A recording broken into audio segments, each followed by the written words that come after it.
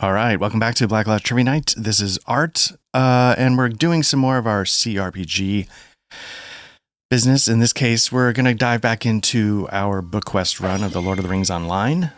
And usually I don't stream it. I wasn't sure what I was going to do with this one. I'm trying to see if my audio levels are going to be okay. I don't know if my... So the trick with this game is that the in-game music in the beginning is extremely loud, and then the in-game everything else is extremely quiet. So I'm going to bring this up, and we'll see how the audio levels go. If in the YouTube, backup, I'll mix it. But if anybody watches this, if you can tell me how the in-game audio sounds. So, yeah, what are we doing? Family's out of town for the weekend. It is an absolutely gorgeous day outside, like probably the first real springtime day we've had this season. And so I'm going to spend the day cat-assing Lord of the Rings Online indoors to see if we can get some of our book quests done. So the last session, which is up on our YouTube channel, if you remember, involved me starting Volume 2, Book 9, and we hit a snag. We hit I think it was Mission 4. Let me see if I can bring it up. Chapter 4, sorry. It was to go do an instance. So I was like, well, I don't see the instance on my instance finder, which I think is... No, that's not it. It's somewhere over here. Instance finder, Control J. And so the one I'm looking for, let me just bring those quests back up. Strike against Denninglor. So I'll search for strike. And then against, I guess this is how it works. This is part of the problem, is I'm not 100% sure how it works. And nothing's coming up. And my gut was telling me is because this is supposed to be a level 60 skirmish. I'm only level 58, just shy of 59. I don't know if that's actually a thing, but that was what I was guessing. So I was like, well, what do we do? So what I thought I would do is I was bored the other day, so I just fired up the game, and I bought a house because I think they're offering a little kickback to players because of all the server transfer stuff. And I don't know, not that I need to take advantage of it, I guess, but I thought it'd be fun. So I bought a house somewhere near Bree. And that's why I'm here. I was doing a couple of deeds stuff because I realized. What was I just looking at? Shift L. Yeah, I did some deed stuff because what I realized was that a number of things are going very poorly. I did not have all of my deeds equipped. Not deeds, virtues. I had 3 of 5 because I'm always sitting here going how come I don't have as many hit points? Blah, blah. Not that this is the sole reason why, but it's because I had only equipped 3 out of my 5 deed slots, virtue slots. So that's fixed.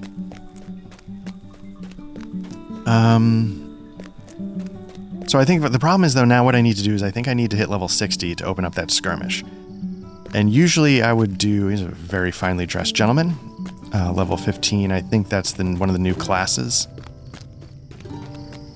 Swashbuckler, maybe it's called. Or maybe I'm thinking of Pathfinder or something.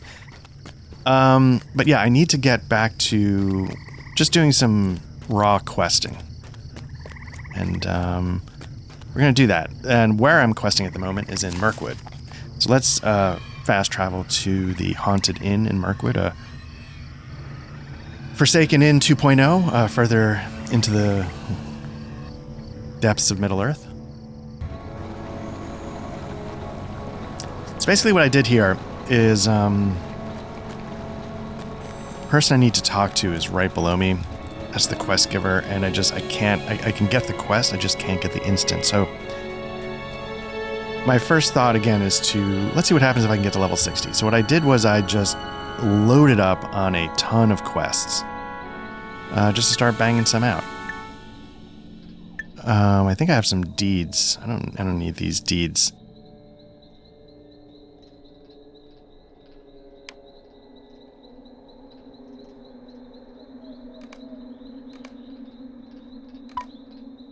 make some more room for quests. Yeah, because I was just like, let me just bang out some deeds because I wanted to play some Lord of the Rings, and then I figured, you know what? I knew my family was going to be out of town. Let's stream this stuff. And just have a relaxing afternoon playing, in my mind, a very relaxing MMO.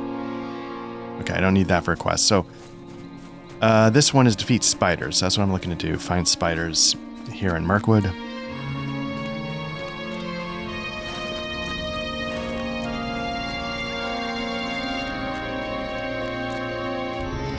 Again, I don't know, once this music kicks in, are the levels completely balanced? Are they off?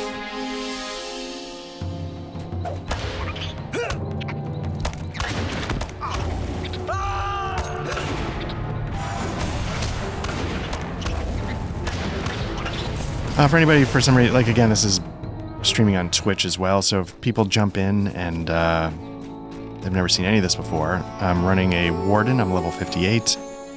Again, I'm focusing almost exclusively on just book quests, only diving into questing when I need to pick up a level because the story's outpaced me. So, that's the basics.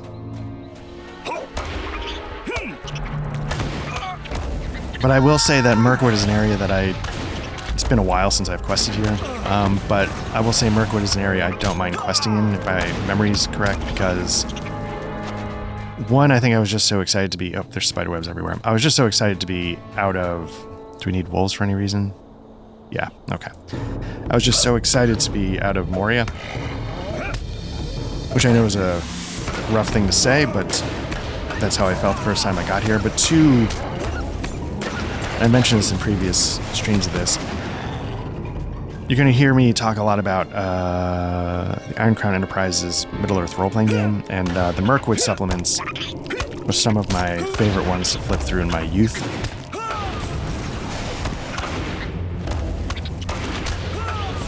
So, yeah. So getting to actually see it here in game, even though it's like, collect 12 boar pelts or whatever, I've said it before, I don't usually care too much about the why Lotro gives me to go to places. I just want to be there. Get this one back in my muscle memory.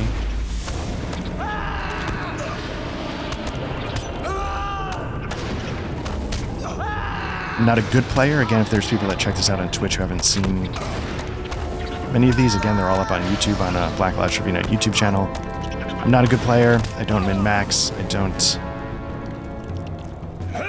describe myself as a filthy casual, but, oops, my gambit's all screwed up. But I'm here for the story. So whatever gets me through the story is what I'm here to do. Because I genuinely enjoy it, which I know probably sounds crazy to some, like, hardcore single-player RPG gamers. But, yeah. So this quest here is to defeat spiders. The spiders that roam the dower stalks spill out from the Dreadweaver's lair, making the forest all the more perilous for the Maladrim. So that's what we're doing. The Maladrim are, I think, elves coming over from Lothlorien, trying to establish a foothold here in Mirkwood to push back Dol Guldur and keep them from coming the other way across the river to invade Lothlorien. What are we looking at there?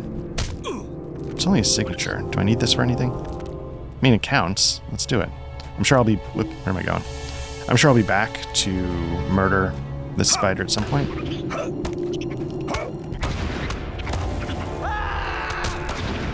Get a big bleed going. Some quick damage.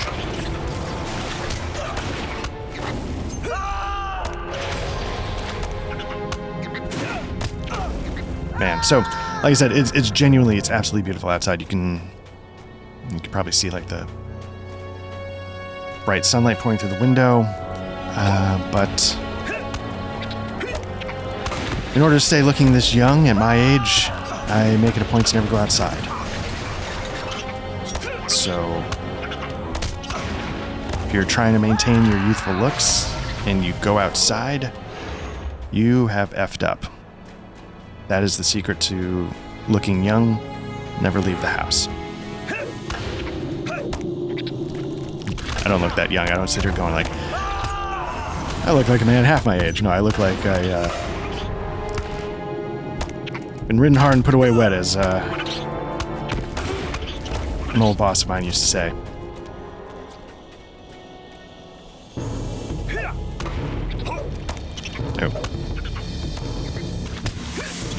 Oh, screwed that up. Okay, let's do a little boar's rush to hit 2 of these guys. For some spikes and damage.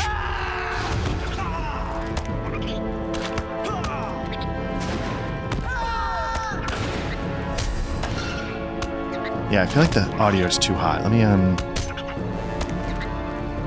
bring it down just a touch. But again, like once the combat's over, the audio just bottoms out.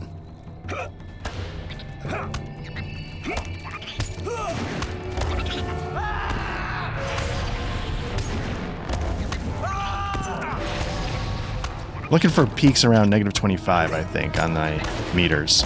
I don't know if that's good or not, but hoping that balances out decently with my blathering. Let you hear it, but not drown me out for when I talk too much.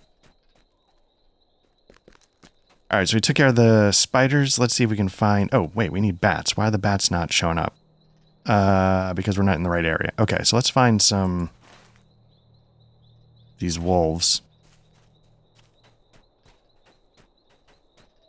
No.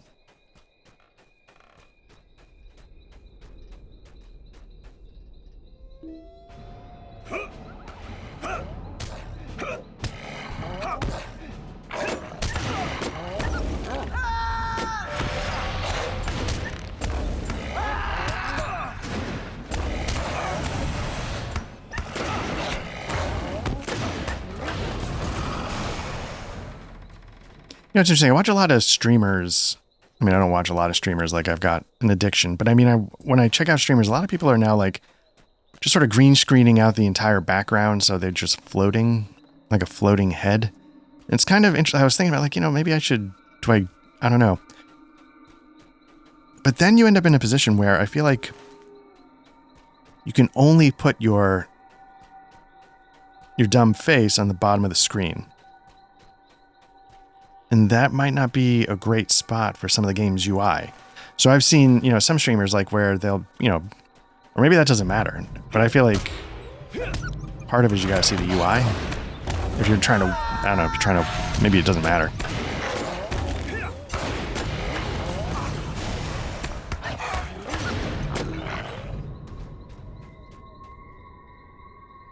And I was trying to figure out, always trying to learn. Which seems dumb. It's like, yeah, but I think that people don't just... People who do this for real, they don't just show up and be like, yeah, you know, and pass gas in their shorts for 3 hours on a stream. I think they think things out. I think they consider their presentation. So, again, always trying to learn. Or some people just almost basically put a Zoom call video image in the corner and go from there, and who cares? And those people do very well also.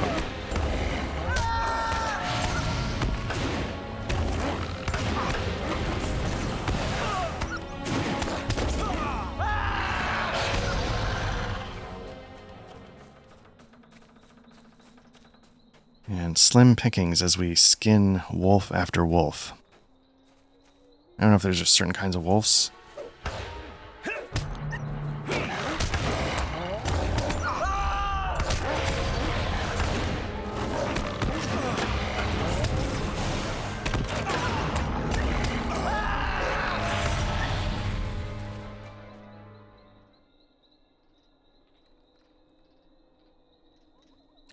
Still getting my caffeine for the morning, even though it's afternoon.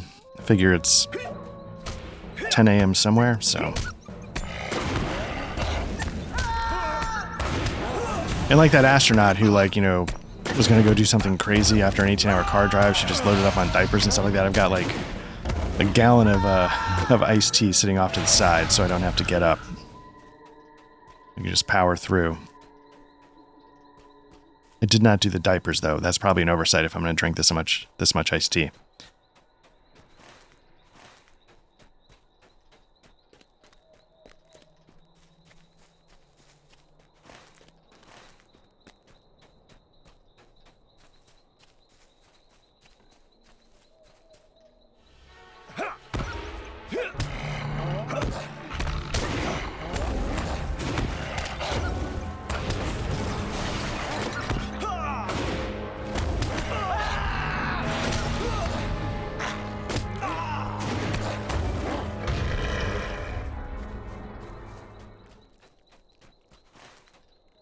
Okay, there's something right to my... Let's see what's over here.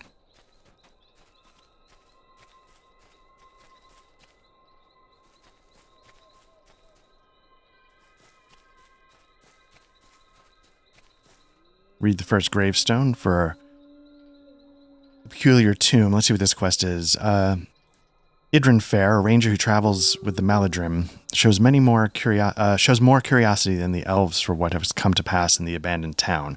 The shades that stir here are strange, and Idrin Fair would like to know the history of Autogame. Pronunciation is going to be in the toilet, so I apologize.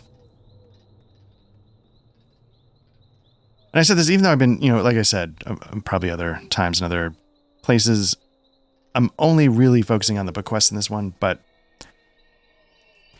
I feel like even the side quests have some decent lore behind them. I'm not an experienced MMO player. I was actually watching some Aubrey the Weird One last night while I was doing some other stuff. Playing a video game in one monitor, and I had her up in another monitor. And she was doing some World of Warcraft. And I confess I wasn't paying like super close attention, but made me curious again for the 15th time, like what the lore is like for their side quests. I know they've kind of got a story that leads to raid stuff, but okay. As you near this gravestone, you see that it's completely blank.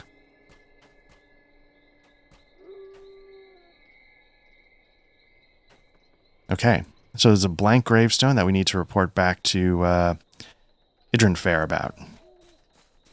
A ranger at the Haunted Inn. Okay, so I don't think these are that's a spider. We don't want to mess with them because we don't need to anymore. Still looking for wolves. What are we up to? 8?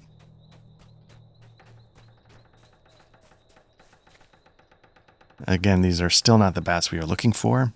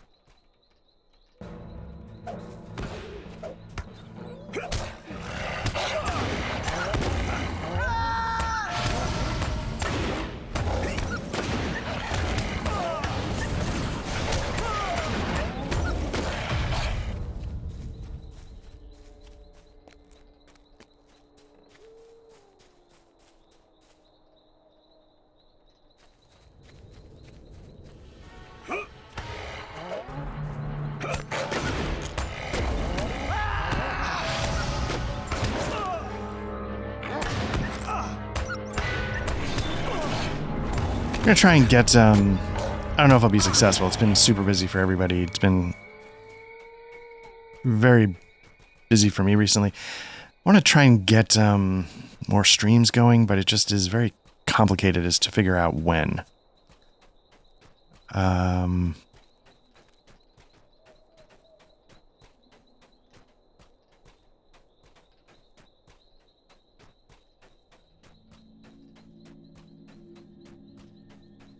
Either I like do it from like 1 to 3 a.m. for the fine folks in Guam, or I just don't know how to set a schedule. There's just too much family stuff during the week. On weekends, it's the fun family stuff, so I just don't know when the right time is. I just got something at... Oh, interesting. Amazon. It's not interesting, but I bought... do we need this for anything? Amazon is delivering a new XLR cable. Not for up here. I've got two places where I record. Up here is the computer business, whether it's our tabletop RPGs that our channel's mainly about, or when I do the CRPG stuff for the channel. Downstairs in the basement, I have it set up so that I can record like a tabletop view, and I play conflict simulations games, war games, whatever you want to call them. Right now I'm currently playing a game about the invasion of Sicily in World War II. And so I use that sort of tabletop view to record that. And I just wanted to get an XLR cable of high quality.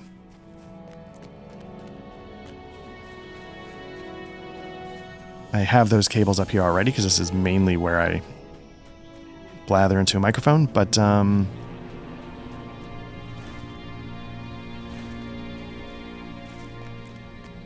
wanted to get the equivalent downstairs. So I think that is what's waiting outside. I might have to, just so the package isn't sitting on my stairs, I might pause for just like a hot second in a minute to go grab that.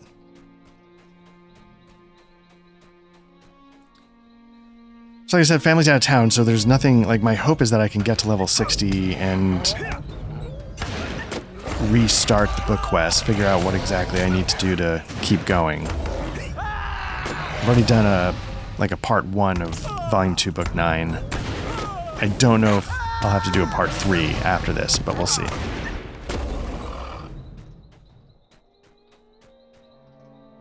Okay, we need one more.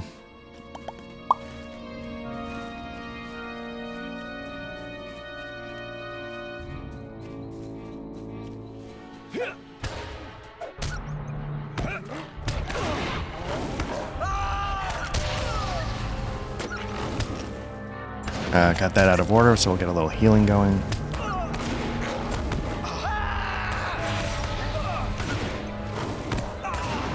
There we go. Okay, so that's done. So let's head south to the cats.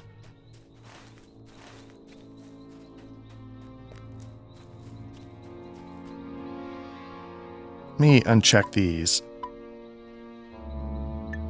Get a couple more on the hopper.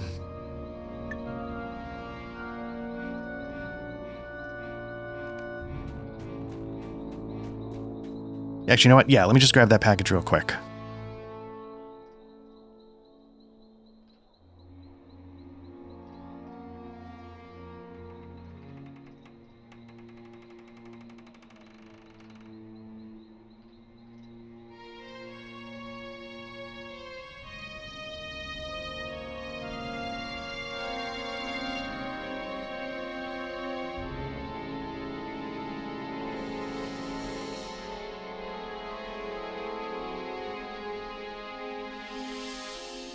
All right, let's do a live Amazon unboxing.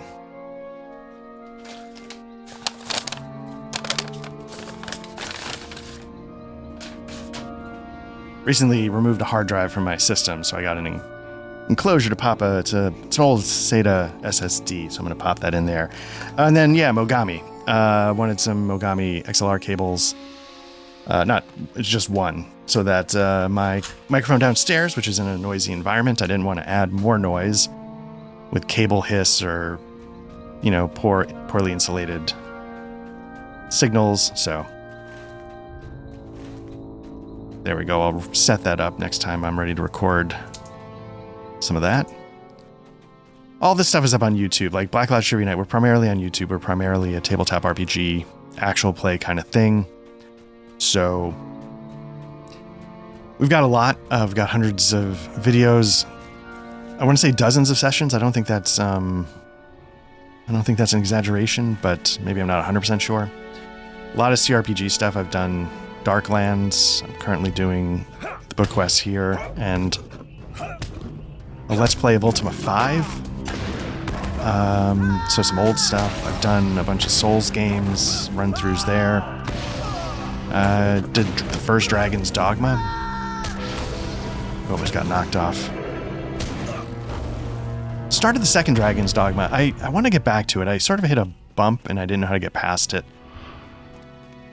And then I realized it was actually not as hard as I thought, and I could just get past it if I wanted to. But there's something about that game that was not grabbing me the way the first one did. And I don't know why. So I need to revisit it, especially now, like it's had some patches. Why am I not? No, not that one, that one. It's had some patches, and yeah. I've upgraded my computer since I was last running it, so maybe there's a kind of curious to see how it goes. Not the graphics card, though. That's probably the biggest thing that would make a difference, but I did upgrade the CPU, the RAM, the hard drive, so...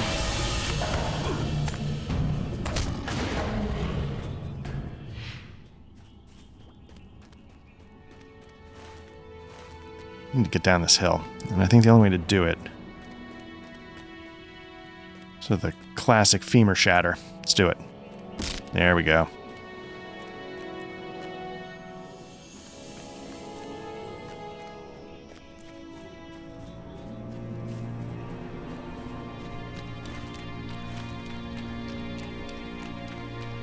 Still don't need these things, all right.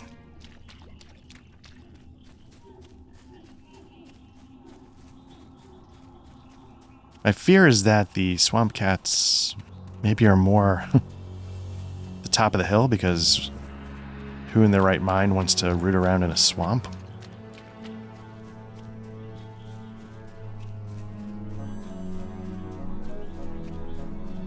Oh, bog lights, yeah.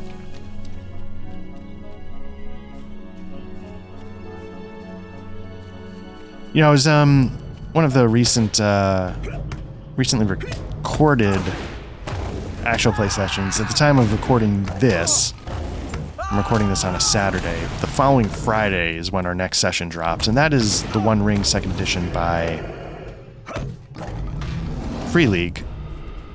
And I needed to, like, there's things going on around Lake Evendim at the moment. And, you know, it's no secret that playing this game made me want to play the One Ring as a tabletop game. And, anyway, so I was like, okay, there's some stuff. Let me read the books to see what's going on. And I was reading them, they're describing things, and I was like, this actually lines up exactly... I shouldn't be surprised, but this lines up exactly like in Lord of the Rings Online. Now, granted, you know, so they're describing these islands in the center of Lake Evendim. And I'm sitting there going, like, yeah, these are the same shapes, these are the same, you know, sort of relational positioning. You know, the tabletop game doesn't have you go kill 12 turtles, but I was impressed that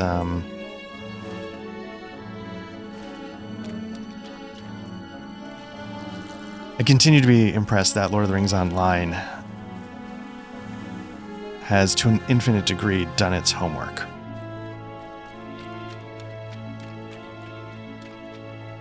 Water sample.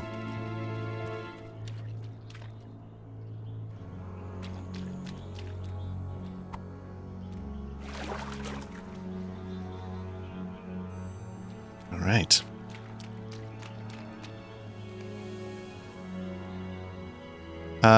Ladriel is interested in collecting samples of water to keep for study upon her return to Lothlorien so that she can better understand the environs of the Mirkwood swamplands. Okay.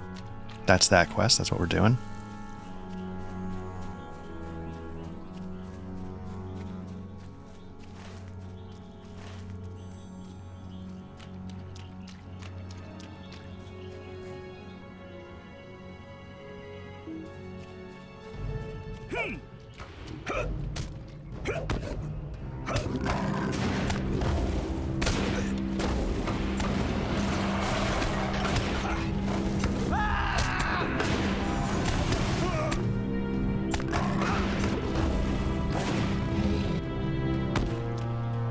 Alright, we're doing this.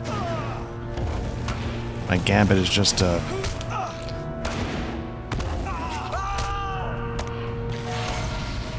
4 Long Island's iced teas in. Hot mess. Let's see if we can get this.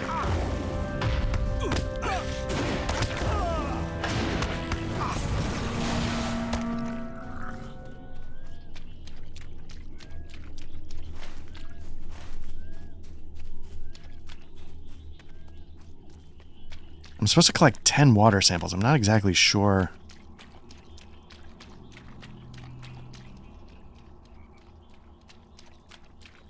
How many more cats do we need? 2 more cats. All right.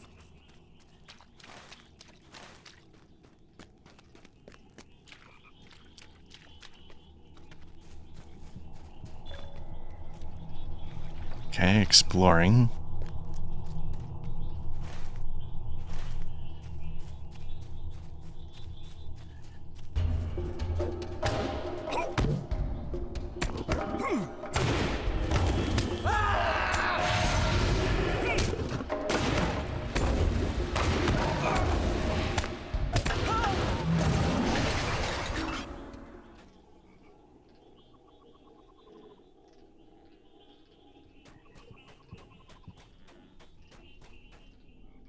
Oh, interesting. Okay, so for the first time since the old forest, I need to fight a tree. Actually, that's not true. Did I fight some in the story missions? There's like the blood swamps in northeastern section of the Lonelands. Maybe there are some evil trees there in some of those missions.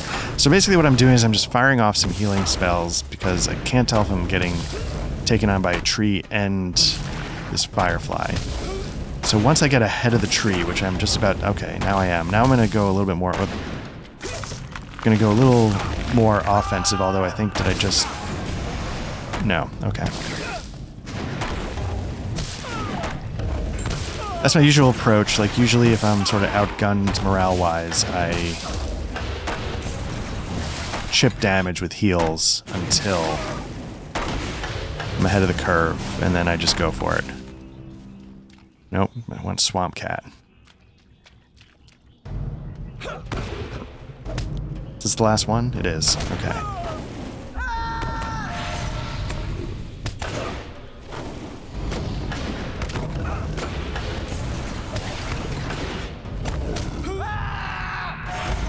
There we go. One more down, so that's gonna... Okay, so now we want to get into the orange for the wetlands of southern something. So we gotta go...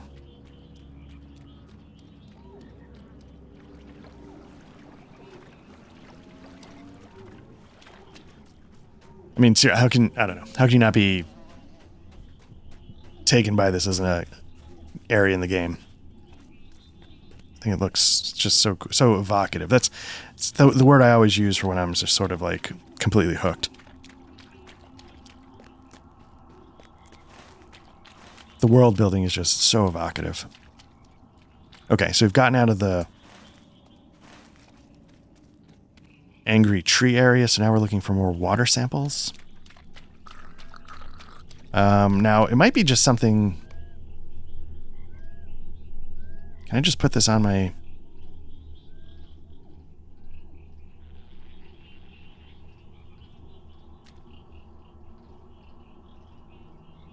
Okay, does it tell me how to do it? Samples of water can be collected throughout many... My assumption was that I just had to find the shallow pools. Because it doesn't seem to have, like... Sometimes they give you an icon.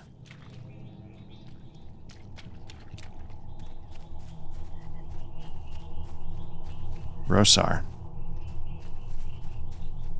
Oh, it's a dwarf. What are you doing out here, bro? There we go.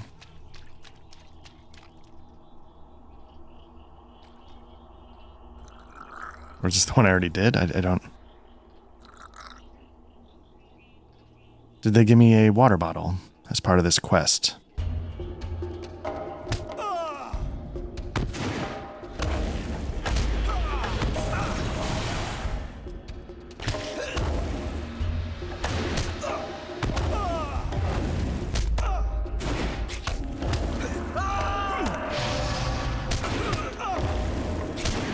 Not seeing anything.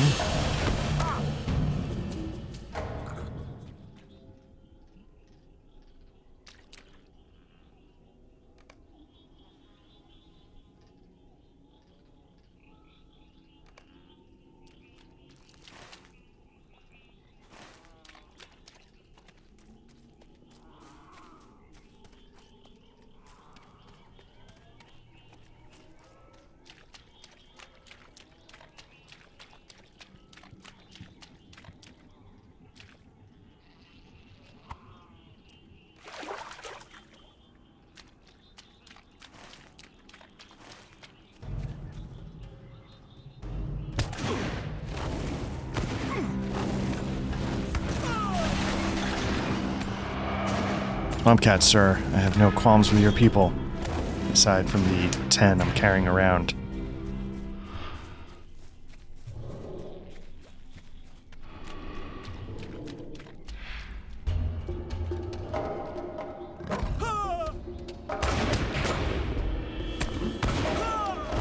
Oh, here we go.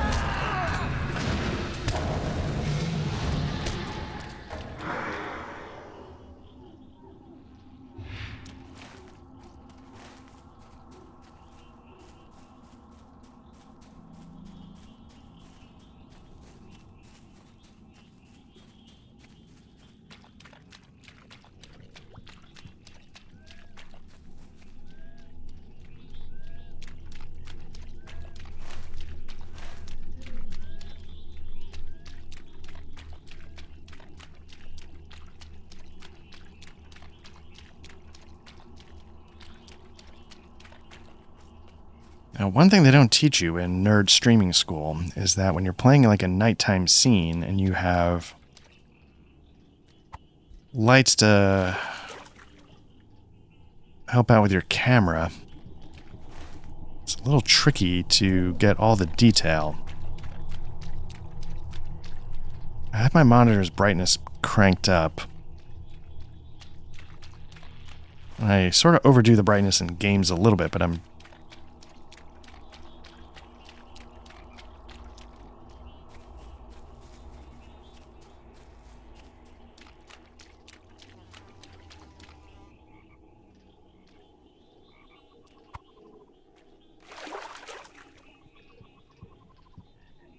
okay, we got 4 down. We're on the eastern end of the area. There's another one. Okay.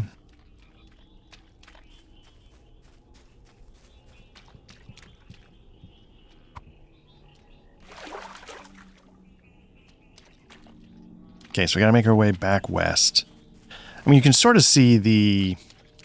I don't stand very long. You can sort of see marked on the map pools of water. So...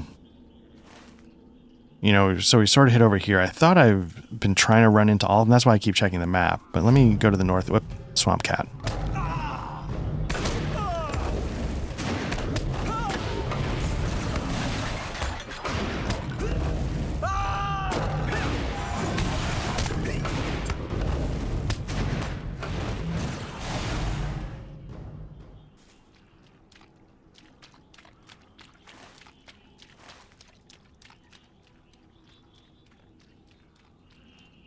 I feel like we hit this one. Well, will it let me do it again? Like, has it respawned, so to speak? Those look like bog lights, yeah.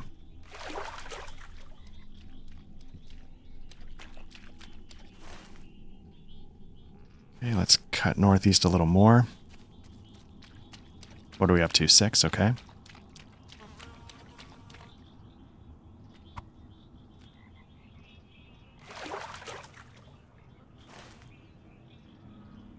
Cut straight west-ish.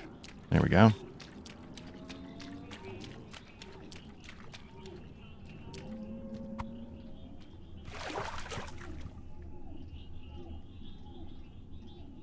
See, yeah, I gotta do more of these. There's a lot of virtue experience I've left on the table. Oh, interesting. So this one's no longer going to be available, I guess. So let's keep heading.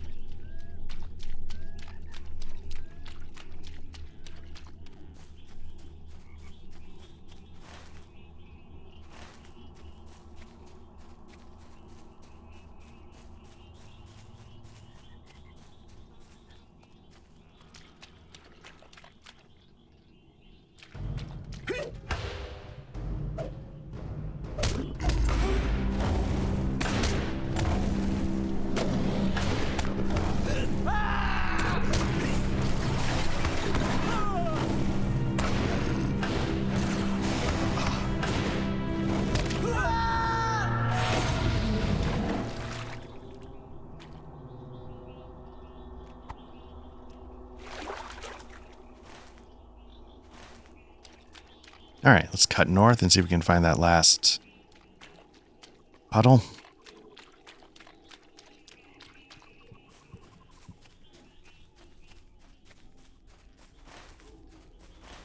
Okay, so I'm in the thick of it. There we go. Well, let me do this one. No? What if I cut west?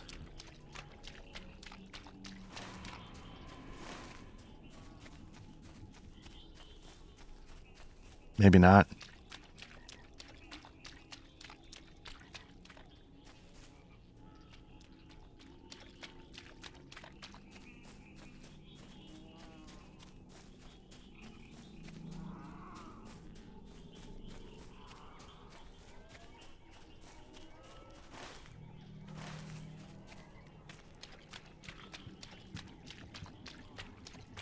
Come on, baby. I just need one more.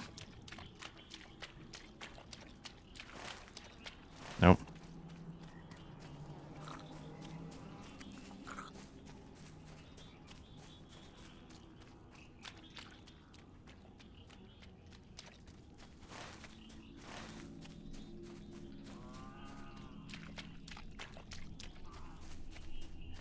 Are all these bog lights? Wow. There we go. One water sample.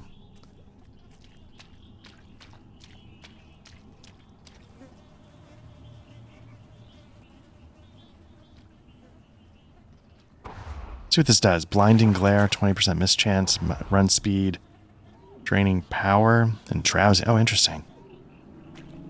Do I kill them? What do I do?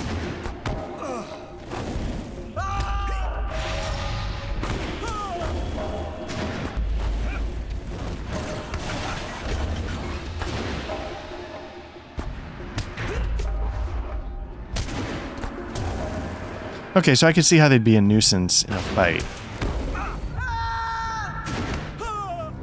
Yeah, look at my gambit. It's just like a macaroni art of a mess. All right. But I tell you, lights come at me like that, I karate those motherfuckers. Okay, so what is here? Somebody here is... Oh, probably just quest givers. Okay. So let's uncheck a couple more. Nope. That one's completed. Any others? That one's completed. What are we doing? We still got all these. Let's add a couple more to the list. Okay, so we're looking to go elsewhere. So let's...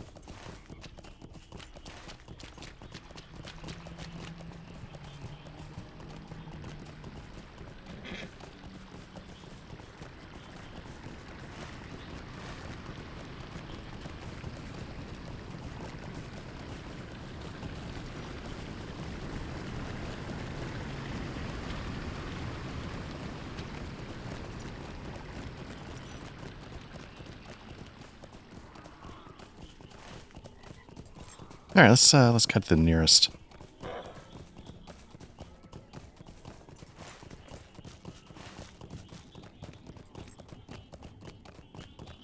So I'm going to assume that we ding 59 just out here killing stuff in service of the quest. So we'll see. Oh, there's a music cue. So we'll see how we do. Do I need these for anything? No. A little bit further.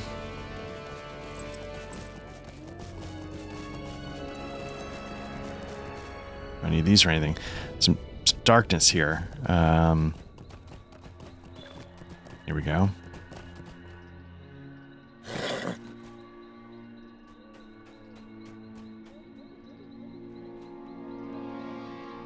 Examine Sylvan records. What do I... Oh. See what this one is. Agarin, the record keeper of the Maladrim, has asked you to foray into the wild ruins and collect notes on the ancient Sylvan records scattered among the ruins there. All right. So the hobbies or the jobs that I picked were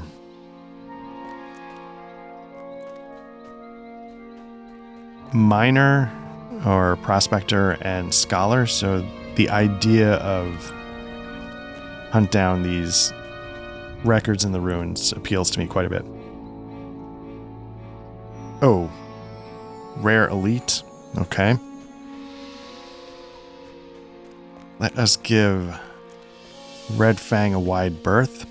I assume I'm going to screw that up in a minute and have to deal with that and get killed.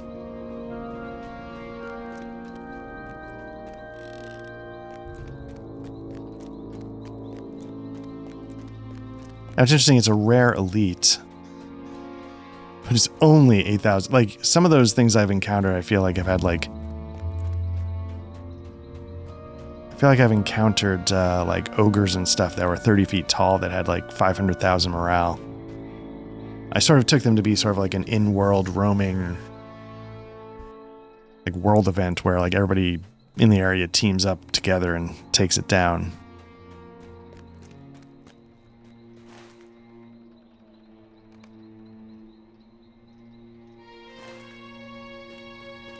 Okay, so it's kind of interesting. I just, did a rubbing. It seems like it shrunk the blue, and I can't tell if it's, like, giving me guidance by narrowing down the, like, hey, you missed one back here kind of vibes. Odd footprints. Oh, I did screw it up. Okay. This is going to go poorly. So let's start doing everything we can to heal. Heal as much as possible, as fast as possible. Okay, so I've got a 5, a 3. I don't know if I've got a 4 heal gambit up yet, so let's do that. And then I'm just going to cycle. Go back to 2. It's quick.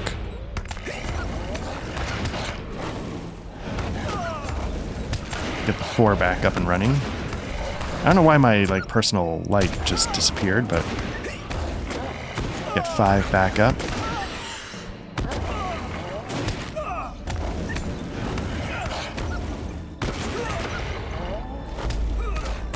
Again, it's not... There's probably better ways to do this, but I'm just here doing chip damage, keeping myself healed as much as possible until I'm ahead of the curve. You know what, let me get a bleed on him just to help with that, since I've got a bunch of healing stacked. There we go. So now let's get back to the heal gambits.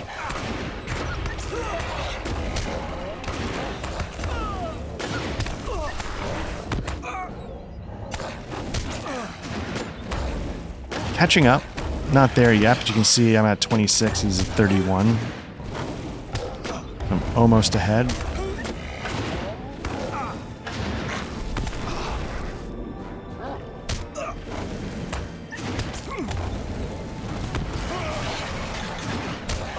Doesn't mean I can sleep on healing. It just means it's not quite as imperative, and it's a little bit more of a race. And I think I can outrace Red Fang's demise compared to mine, so...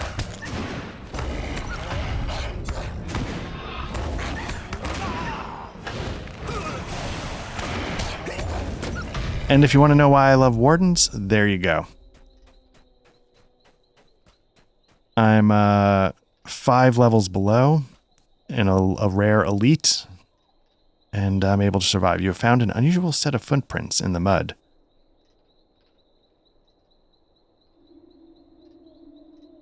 Okay, so this is this quest.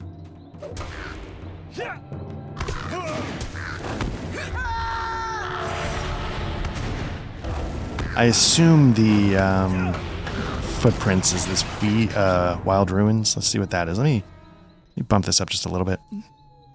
The wild ruins mark the remains of an ancient Sylvan settlement founded not long after Lothlorien itself. While the Maladrim have retaken the large structure at the center of the ruins, they have had neither the time nor the resources to spare to explore the remaining ruins on the outskirts. Okay.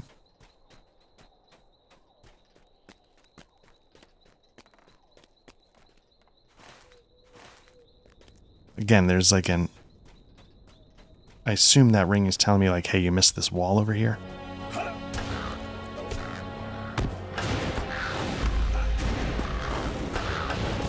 we go.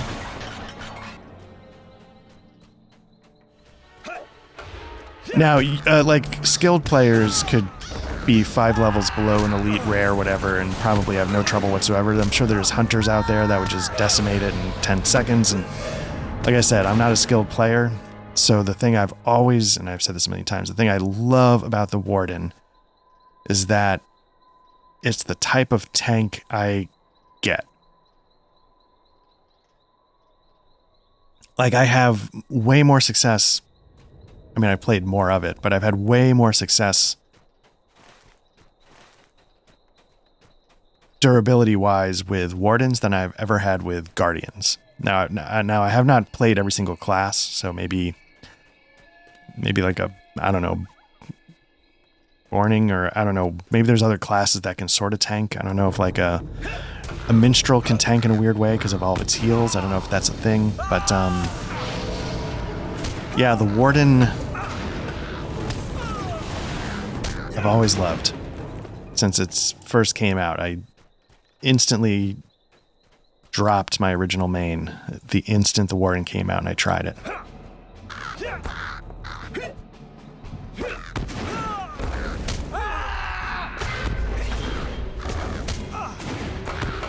feel like is this about to happen? Not yet. Is it about to happen? What are we doing? Fanged Ruin Hunter. Do I need that? No.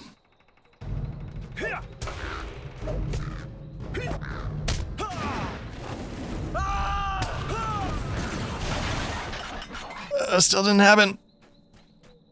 Look at my XP bar. Okay, I'm like 500.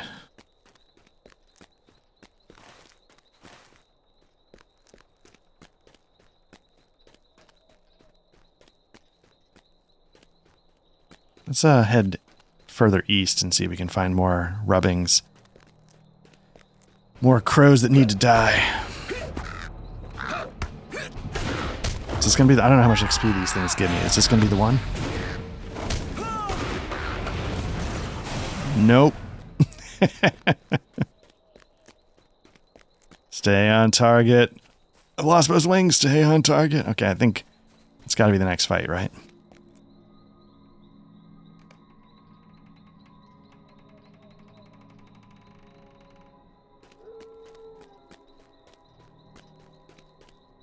Sir, will you do me the honor? Is this it?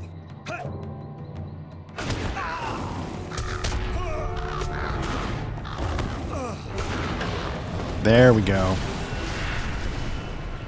Ga-ding. Level 59. Again, the goal is to get to level 60, which I am hoping will allow me to unlock the skirmish I need to continue Volume 2, Book 4.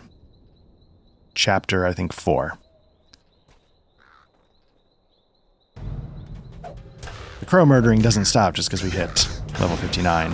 And so what I'm hoping is like the 35 quests that I've stacked up will get me a good distance to where I need to be with that.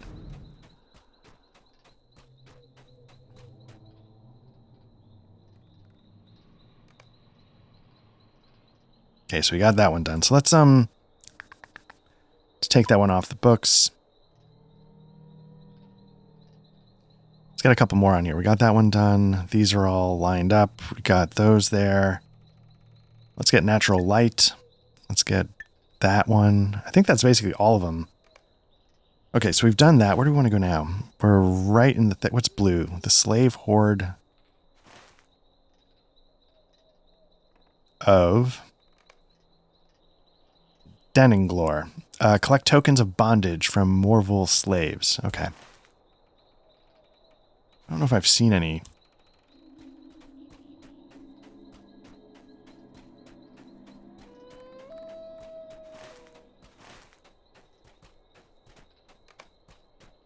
Explore the southern ruins. Nice.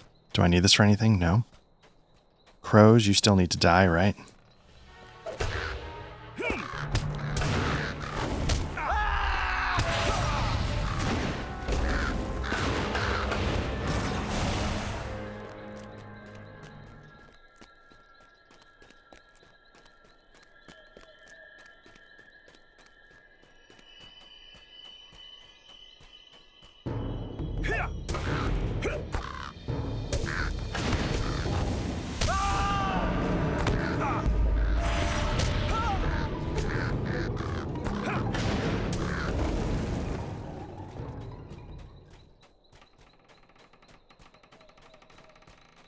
So I was doing a co-op session with my brother last night. That's sort of like a weekly thing. Every week we hop online one evening and... ooh, what's going on here? And we were playing Sniper Elite Resistance. Does that mean we're getting close to where I started? I've definitely been here before, but... yeah, we were playing Sniper Elite Resistance and we completed it. And I'm kind of excited because then we were like, you know, what else should we try next? And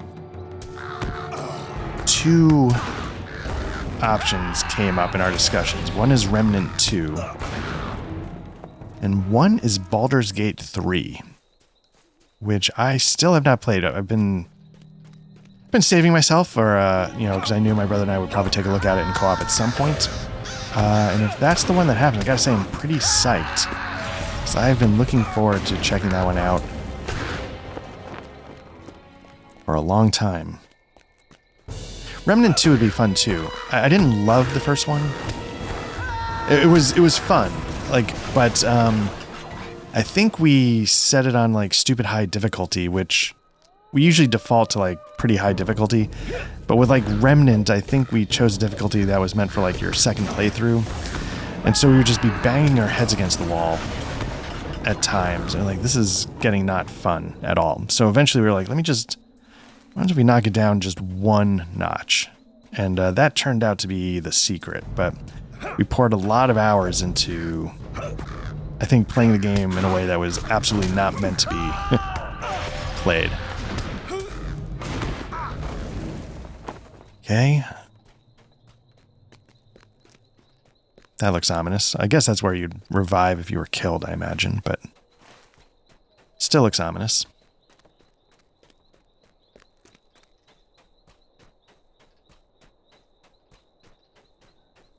But yeah, the trick with Baldur's Gate 3 is we'd be sitting there saying like, yeah, so I mean, are we ready to have this be the game that we play every weekend for the next 4 years? Because it's so long.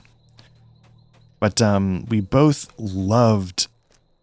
I'm a huge, you know, Infinity Engine Black Isle fan. So like, at the time of their releases, I loved Baldur's Gate 1. Baldur's Gate 2 was... I don't know if I actually loved it as much as Baldur's Gate 1, but I can see the masterpieciness of it, if that makes sense. I'm actually a huge fan of the Icewind Dale series.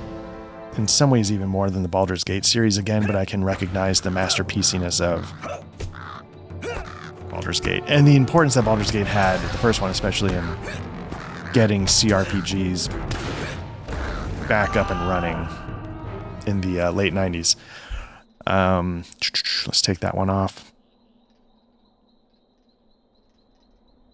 That one's done. I've told this story before, but a few watchers that maybe haven't seen it, heard it. I have a very awful, funny Baldur's Gate 1 story. So at the time, I'm living in Nashville, Tennessee. I enjoyed living down there very much. What's the white and blue? Okay, so let's go. Anyway. And I pre-ordered Baldur's Gate. I anticipate its release forever and ever. I can't recall if I literally did the thing where I took off from work, but it was that kind of vibe. And so, no, it was after work. I'm like, okay, I'm going to pre-order it from Software, etc. And I'm going to go pick it up on my way home from work. And oops, is this something I need now? Or have needed and just wasn't paying attention? And I cannot wait to dive in. So I go to Software, etc. And, I'm politely waiting in line to get to the counter to pick up my reserved copy. And again, there's a young there's a young boy in front of me, and he's there with his mom.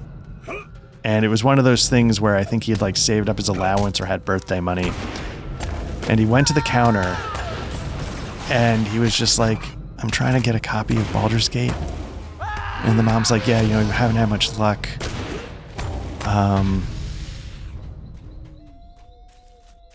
Finding a copy." And he's like, and the guy behind the counter's like, "Yeah, I'm really sorry. Pre-orders are basically the only copies we have. It was really anticipated, et cetera, et cetera." He's like, "The only way you'd get a copy is if somebody, gave up their pre-order or didn't show up." And I'm sitting there, and for a hot minute, I'm like, you know what? This could be the game that gets this kid into a lifelong passion. It could start right here. I could watch the birth of a kid's love of role-playing games. Or I could do what I did, was I went to the counter and right in front of him, I was like, "Yeah, I'm here to pick up my copy of Baldur's Gate." And, I was such a piece of shit. Because I'm sure the kid didn't know, pre-ordering and how anticipated the game was. And honestly, it was I didn't actually have all those thoughts. I was exhausted from a long day of work. I half heard what the kid was saying, so I wasn't really paying attention. And I just, walked up right behind him and asked for my copy. And the kid, watched it get handed to me, and I paid for it. It's just, the more romantic version of the story is more interesting, but it's not exactly true.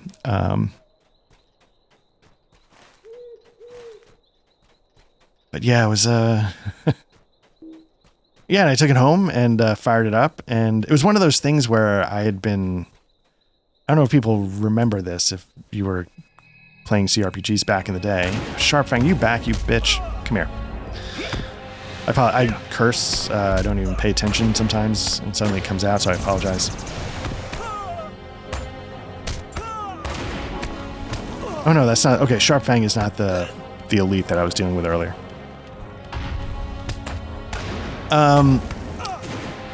Yeah, Fallout had come out in 97, the original Fallout. Fallout 2 might have came out in 98, around the same time. So, it's not like there were no CRPGs of that style. Fallout was a moderate success in my memory.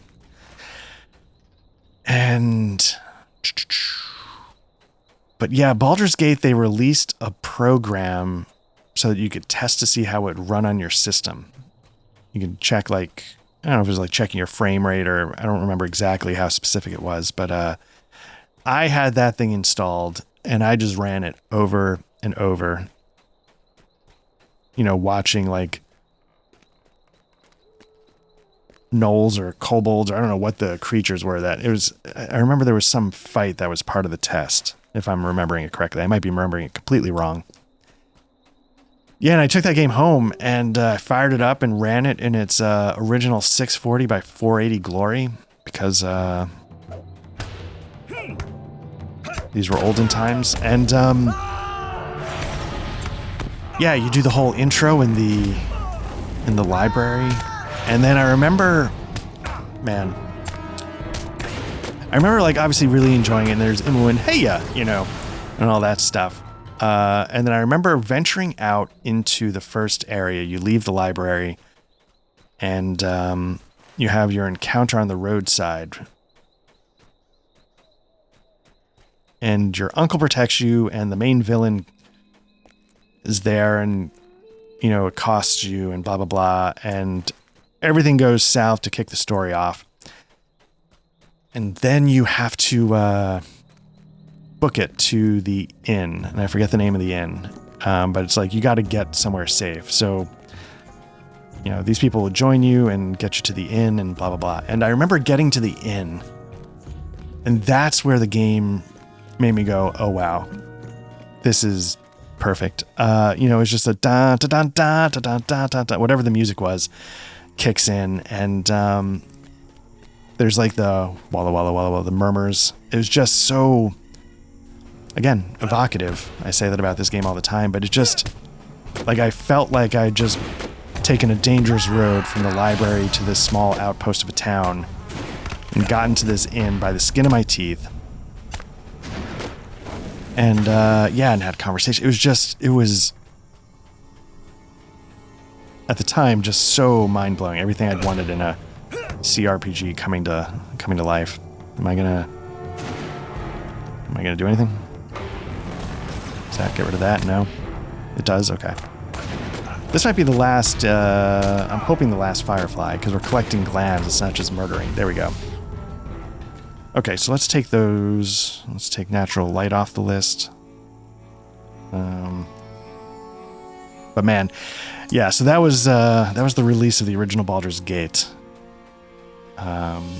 Me dashing the hopes and dreams of a child, and then being absolutely blown away by the game itself. Rose, no. Is there anything up here though that I need? And then, yeah, like, you know, I would sit there like a crazy person, and I would literally go through every inch, you know, because the original one, you had maps that you would sort of uncover the fog of war. And so I would go inch by inch over every section of the map to uncover it, to make sure I could see everything. And then you would sort of hit the edge of the map, and Goblin Spy, there we go, that's part of the quest. And you'd uncover the map, and you'd explore, and you'd blah, blah. And the later games got rid of that. Baldur's Gate 2 got rid of that, where you go like section to section. I think the Icewind Dale games, they were sort of like, you know, point to point travel. It's like, here's the thing, and then you just jump right to the next thing. And it wasn't like this area was connected to this area, and it was like,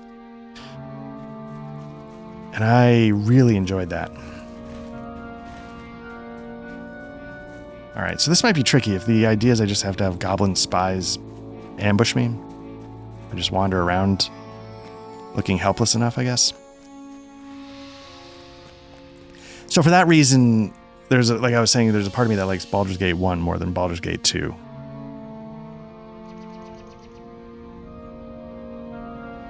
Probably what they realize is like, oh my god, nobody wants to do this. It's such a drain of a time sink. But I was there for it. And then, you know, the same thing sort of happened with, again, same studio. There we go. The Mass Effect series. You know, the first one, you could land on planets and go in your vehicle and just drive around and explore the surface. Sometimes to no end whatsoever, but I really enjoyed it.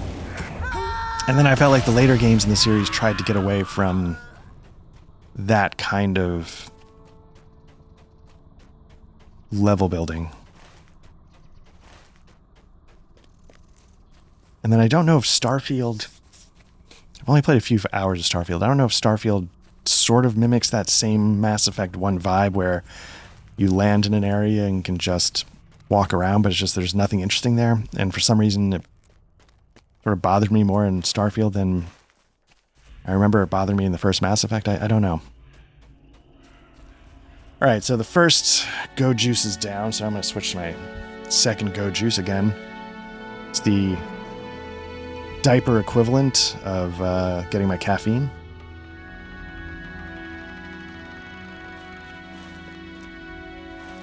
Need 2 more spies. I don't know if there's a way to... There we go.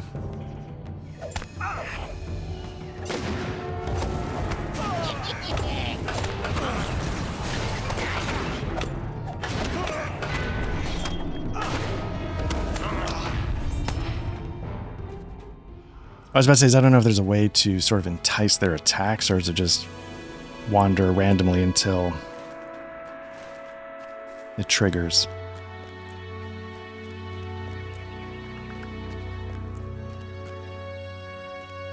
Anyway, so all of that is a long-winded way of saying that I'm very excited for Baldur's Gate 3. But interestingly enough, like, my brother and I, we did co-op for Divinity Original Sin 1 and 2. And absolutely loved them. More than, in some ways, we've co-opted the Baldur's Gate series in the last 5 or so years. Maybe a little longer. Maybe a little longer for the first one, because we played with a friend who is no longer with us, and he passed away 8 years ago. So, we did Baldur's Gate 1 over 8 years ago. Baldur's Gate 2, my brother and I did together a couple years ago. And then we did Divinity Original Sin 1 and 2, and I think we both liked that overall better. We really enjoyed the tactical combat, turn-based, etc., etc. We enjoyed that they were able to sort of not be shackled by like a tabletop rule set. They could just sort of, play in that space and come up with a system that we thought worked pretty well. Okay, so let's lose the goblin spies. Alright, let's head down to this blue area. So we were kind of, I won't speak for my brother. I was kind of curious to see what they would do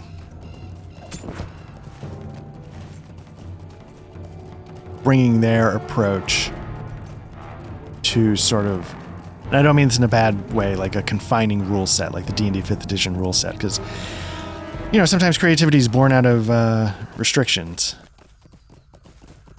So I was kind of curious to see what their take, the way they involve the environment, the way it can be a little gonzo and over the top.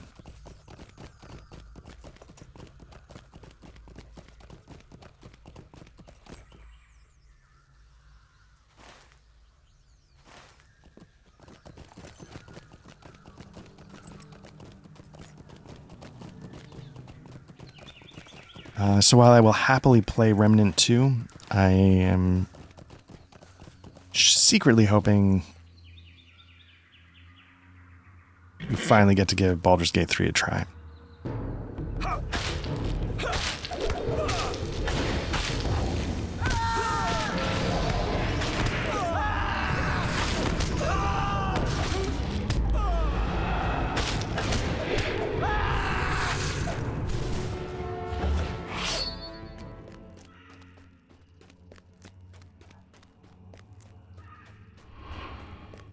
Oh, this looks cool yet ominous.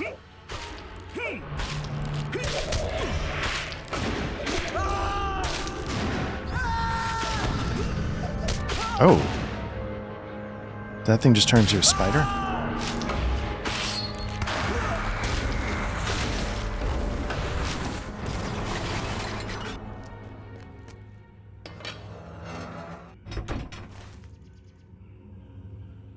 I don't know if I meant to go in there yet.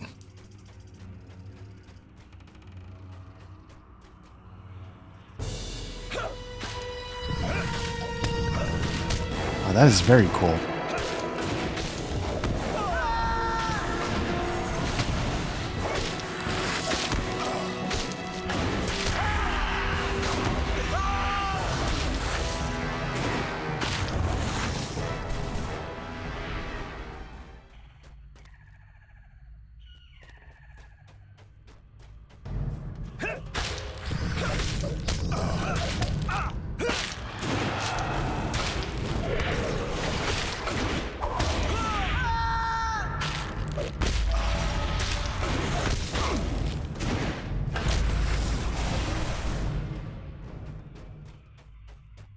My kids are actually, they're playing Baldur's Gate 3 together, and they've been loving it. So I'm hoping they're huge D&D fans, though. So they might be predisposed to thinking it's amazing. Although they did mess with Divinity Original Sin 2.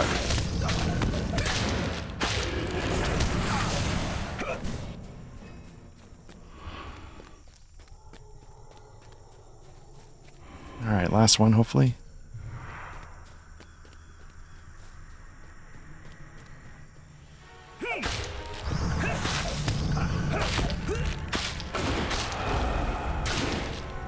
It's kind of dumb, you know, like they have Baldur's Gate 3 and they have cousins roughly the same age that they've grown up with, you know. They're into D&D as well. And I probably could have played Baldur's Gate 3 with my kids, and this might sound weird. What I was hoping would happen, I didn't want to in particular, because what I was hoping would happen is that my two kids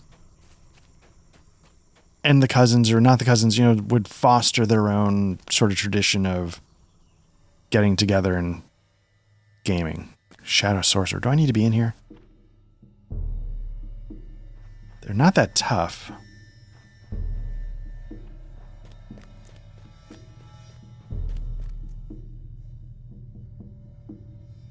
Just don't know if I'm supposed to be in here. Okay, so they are hostile, so...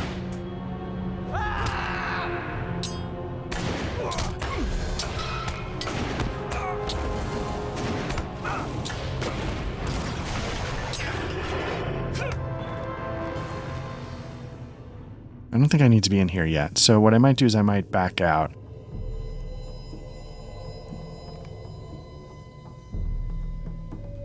For now. I'm sure I'll be back here to murder everybody at some point. But yeah, so I was trying to foster that tradition. Like I said, for me, it was me, my brother, and our one friend. You know, other friends too, but one friend in particular was the main person that we had like a weekly standing co-op role-playing session with. So now it's just me and my brother for the most part. Again, we still game with other friends, but it's not like the standing... we were doing a bunch of... Like, it was actually a friend of mine and his son. We were doing like Sons of the Forest? 7 Days to Die. We did that for a while. That was really fun. We did Valheim. So, yeah, but that's not quite as regular. But yeah, me and my brother, we still do it regularly. And I was hoping to sort of get that going. If my kids want that to be a thing, I didn't want it to be contingent on, well, we got to get Dad involved. And Dad, you know, is old and sleepy. So...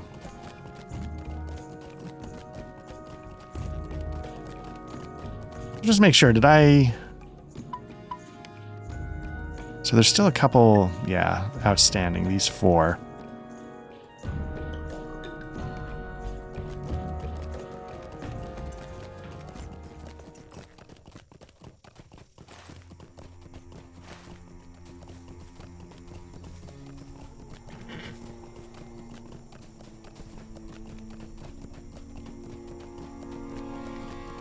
My kids are not as close in age as me and my brother are, so I could see them sort of being a little more separate in some ways, like, because my brother and I are pretty close in age. We've always kind of done almost everything together at every step of the way in some ways. It's not quite that way for my kids. They're like a little over 3 years apart. My brother and I are like 17-ish months.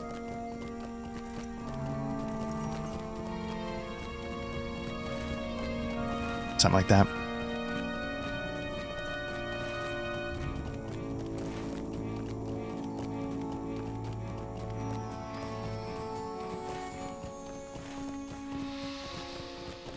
But, you know, some people, like, you know, my wife, you know, she's big into talking on the phone with her family. Like, they make weekly phone calls, etc.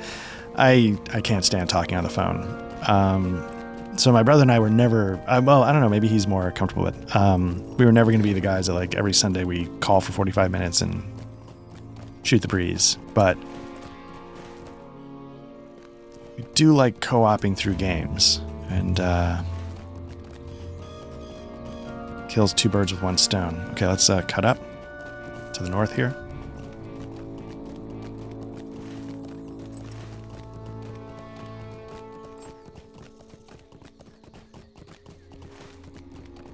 Okay, so we got to get to the north of the Haunted Inn here. There's going to be a bridge across this waterfall. We'll traverse that.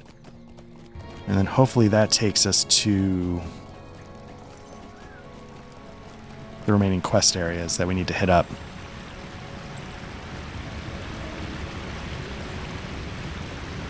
You know what? Let's slow down a little bit. Condemned villagers are not doing anything for us, but is there anything else? No.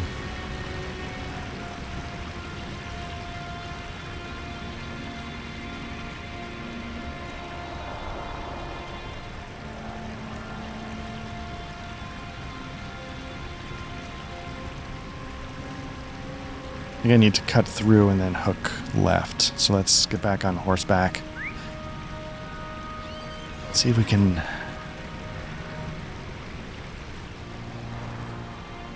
make our way through. Just gonna go for it. Man, this is such a cool area. Can I get up this hill, do you think?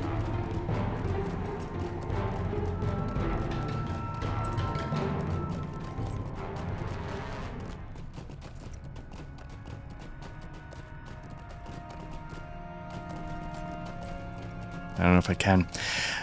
Maybe if I sort of zig, or am I going to femur shatter my horse? I think I'm about to femur shatter my horse. Maybe not. Yeah, usually when I run these sessions, my goal is to hit a book quest per recording. And again, book 9 has been a little elusive because I think I needed to, just going the wrong way entirely. I needed to get a couple levels here. I gotta be careful. There's angry trees afoot, so I gotta make sure there's not some lurking in these forests.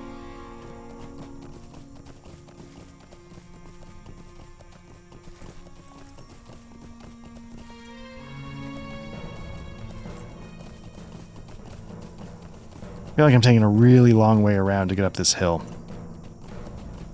And still not figuring it out. Like, is the only way up? Yeah, I think the only way up is there's a road in that town that I was missing somewhere.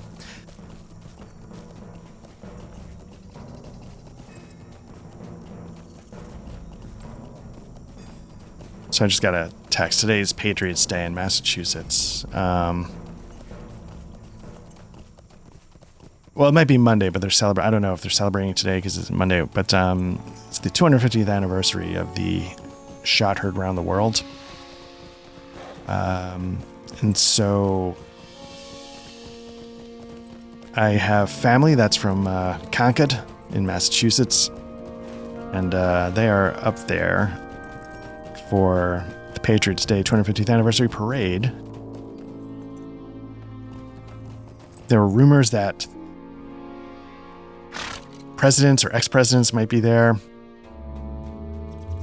There's marching bands, musketeers firing musket stuff. So I just got some pictures, I think. And you're wondering, like, why am I not there with my family? I mean, just please go see the story of how I denied a 10-year-old kid his dream. I'm a terrible person. No, not really. It's that I don't get paid for time off. And so if I took a couple days off, as I would have, the trip gets a lot more expensive. It's not just the cost of gas and tolls and food. It's also X number of days of not getting paid. So with the kid in college, we thought maybe we should... Oops, not paying attention to my gambits. We should prioritize finances a little bit. Bar spiders? No.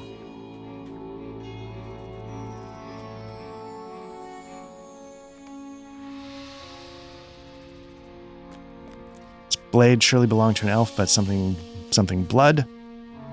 Pile of treasure.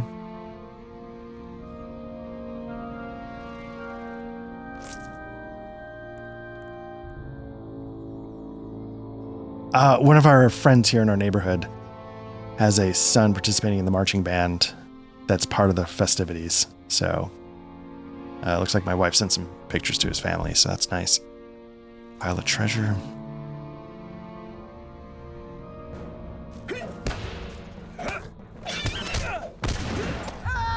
Do we need the shriekers, or is it just...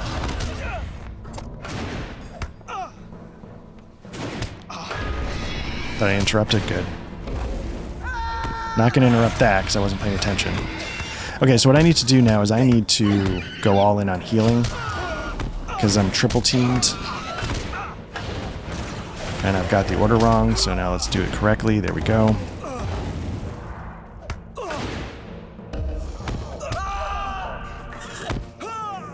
Nope, I'm hitting all the wrong... Oops, that's why, because my fingers are out of...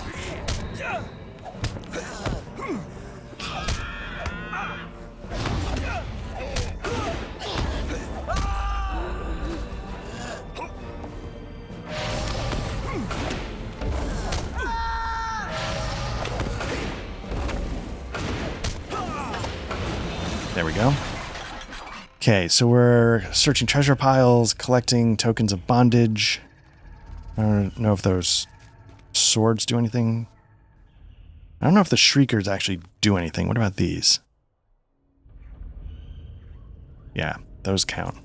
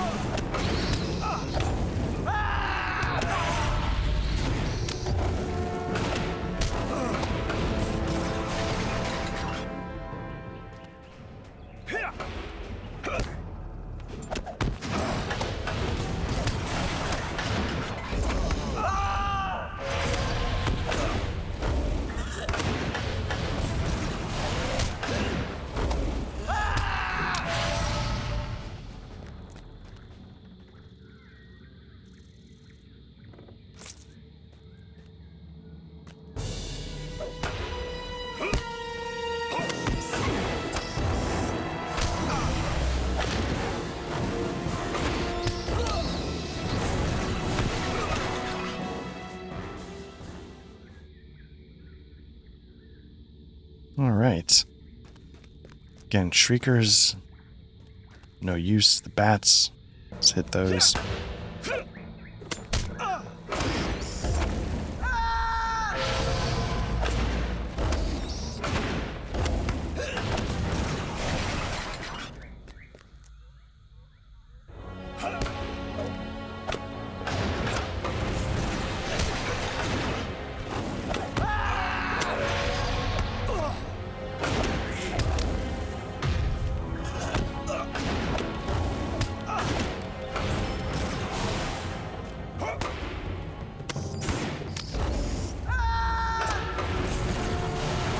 I've searched 10 treasure piles. Okay.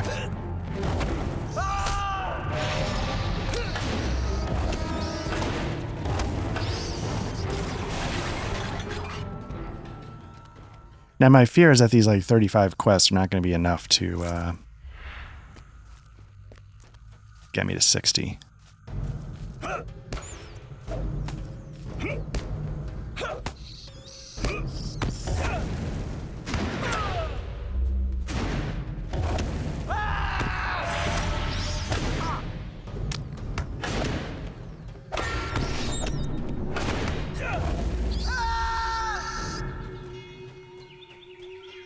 I have a feeling this is going to bring everybody over, but let's see if I can thread this needle a little bit. Okay, not as many as I thought. I thought I would get all 3, but...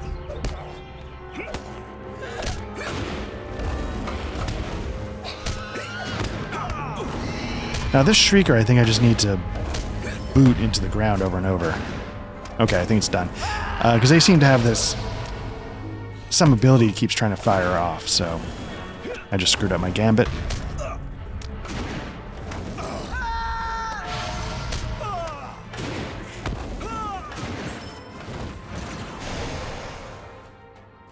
What do you think? Can I jump the... No?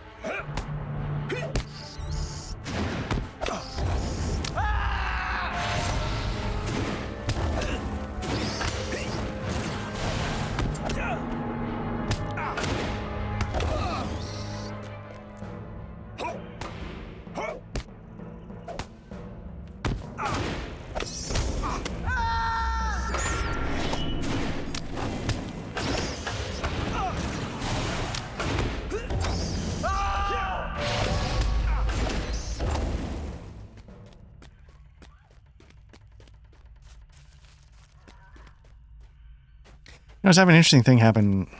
I don't know if people pay much attention, like, to OBS. Sometimes I can run 2 instances of OBS at the same time. Or at least I used to be able to do that no problem. And then I was trying to do it this afternoon when I was setting this up for reasons. And it was interesting, like, the first one I opened, I could treat like normally. You know, I could open the settings, I could do whatever. The second one, when I tried to check the settings there or have it go to a different drive, none of the buttons responded. Like, I could change scenes, I could start recording, I could do all that kind of stuff, but I couldn't have the settings button work, and then I couldn't close it. I'd have to, like, Control-Alt-Delete, shut it down. So that is not something that used to happen with older versions of OBS. So I don't know if I'm doing something wrong or different, or if it's just something that was part of an update that changed how something is. Is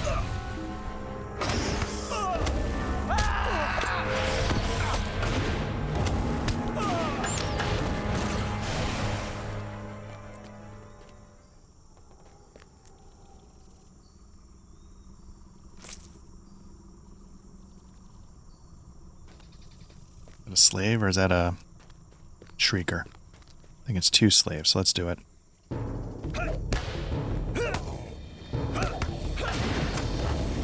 It's a little weird the quest isn't to free them, it's to kill them and take proof that they were...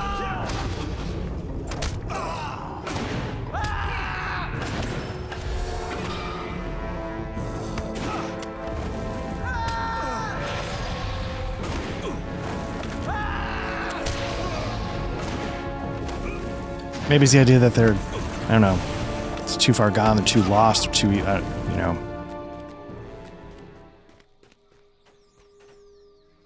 Yeah, it's interesting, they don't let you jump.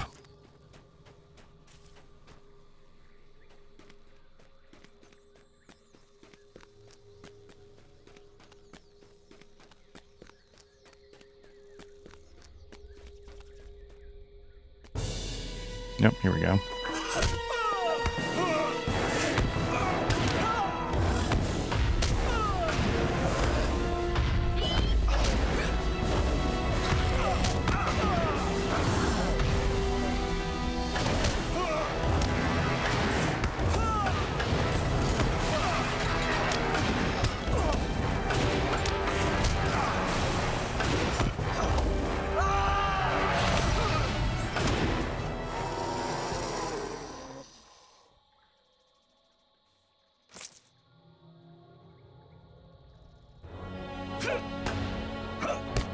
Getting close on the bats, at least. So we should be able to finish. There's 4 bats here. That should...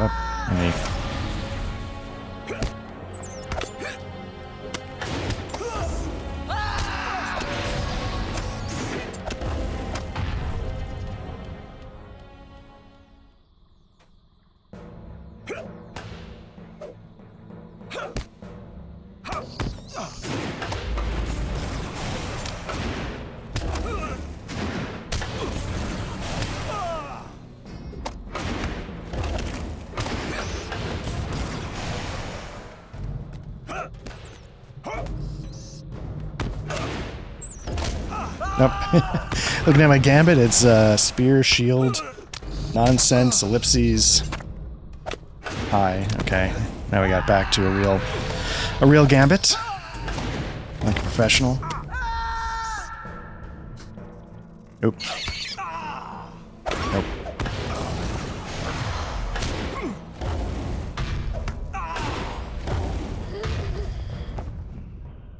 Sorry about that. Let me just... Here we go. This should finish off the bats.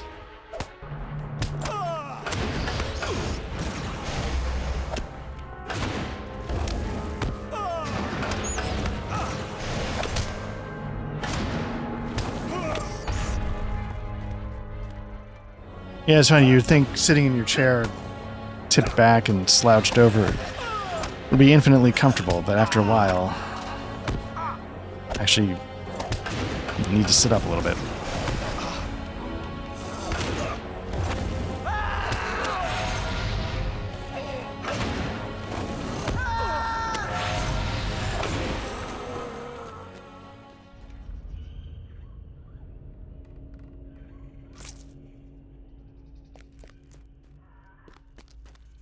piles in here? Can I get in here without...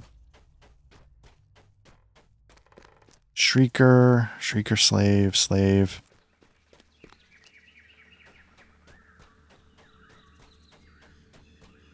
I don't know if I can get up there. I think... I mean, maybe there's a way to come at it from the other direction, but... Alright, so I know there's some more piles out in a boot. Outside, so let me get over there. Nope.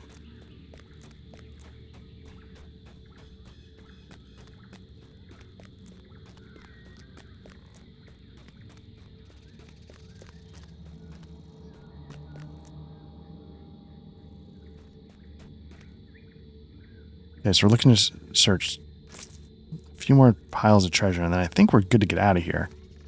So I might need to go up the middle here a little bit. Let me take this bat out.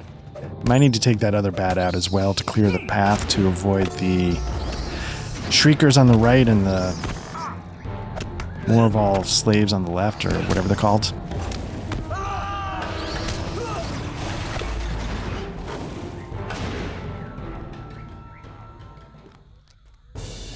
No, what am I looking at? There we go.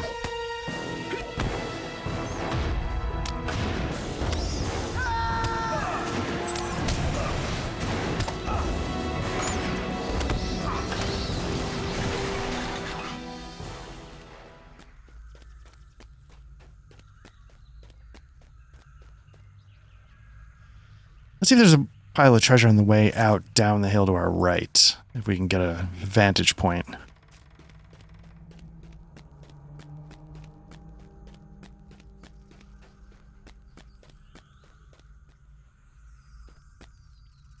Backpack, can I... Because I'm not above snapping some femurs. There we go. To get there. Although, did I just get... Because you can't hop the... Did I just get stuck? Huh.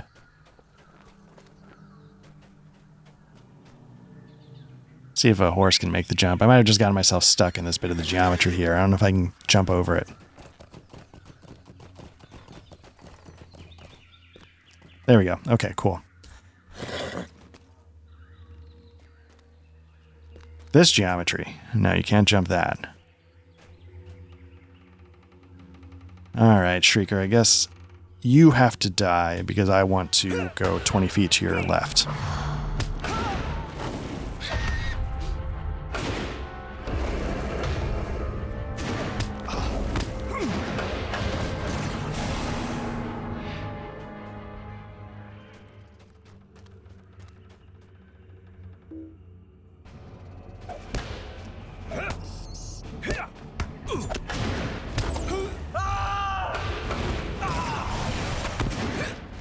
Try that again with a real gambit. There we go. I think this slave is inevitable.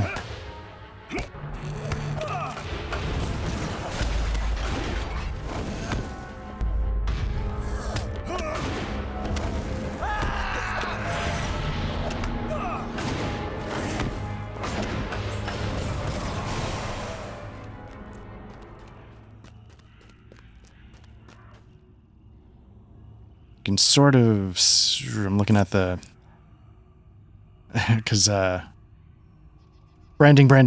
I've got a microphone that, it's nice you can get little customizations for. So, we use this color blue a lot in our logos. And then, because I thought this would be funny, I got our little Black Lodge Trivia Night logo for the butt end of my microphone. I've shown it off before, but... okay, so I think we have...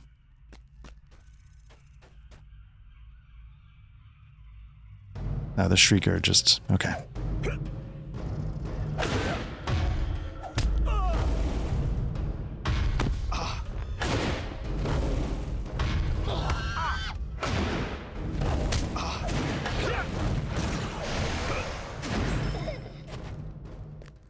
Okay, so I am, have we done all the quests? I think we have. So I'm not going to lie. I am not above just using a token to get out of here real quick.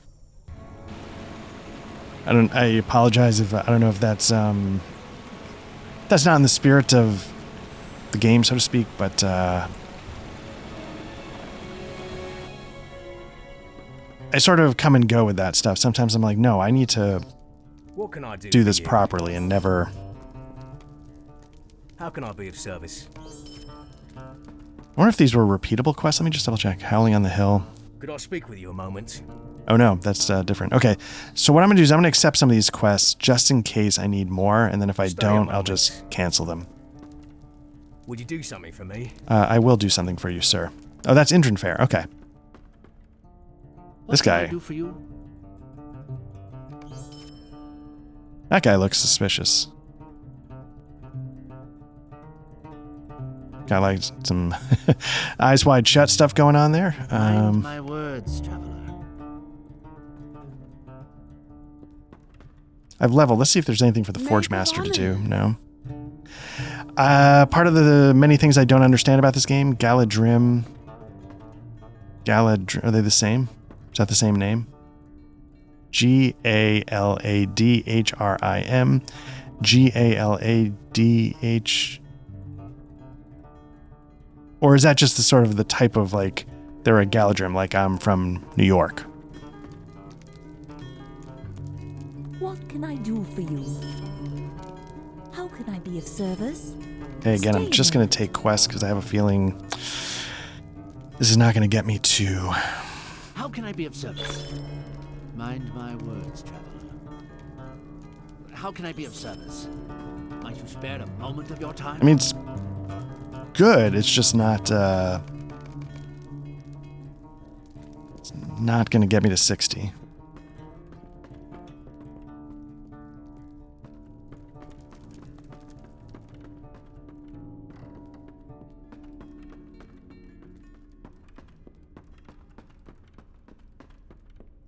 All right, let's see where else we can hit, because there's other camps that I know I picked quests up from. So, let's get the quest going up. Let's only click the rings for the ones we still need to hand it. Okay, so we got a decent number here still to go. It'll be close. Let's see how it goes. Okay, we want to go to Ostgalad. Oh, yeah, I did definitely pick up a number once there. Okay, let's head there real quick.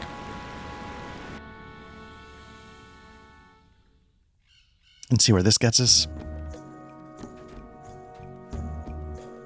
Why do we expose our forces? Blah, blah, blah. Normally, okay, so they're having like a strategic discussion. What do you need? What do you need? Again, I'm going to take some quests just in case. Megavan, how can I be of service? Might you spare a moment of your time? Stay a moment.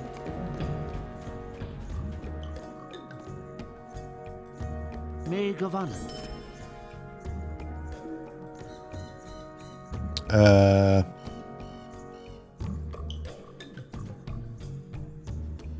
Megavanan.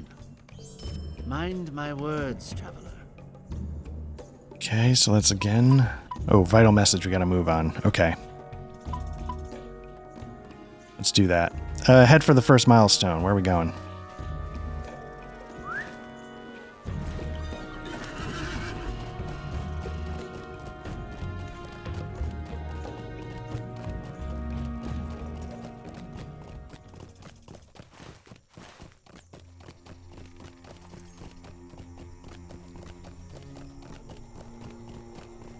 Do I still have my Mirkwood Middle-earth role-playing? I don't know if I still do.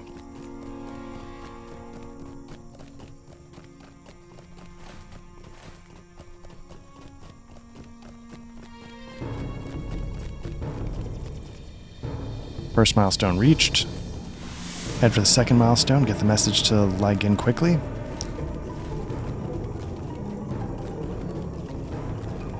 Very much on this Patriots Day, the British are coming vibe to this quest.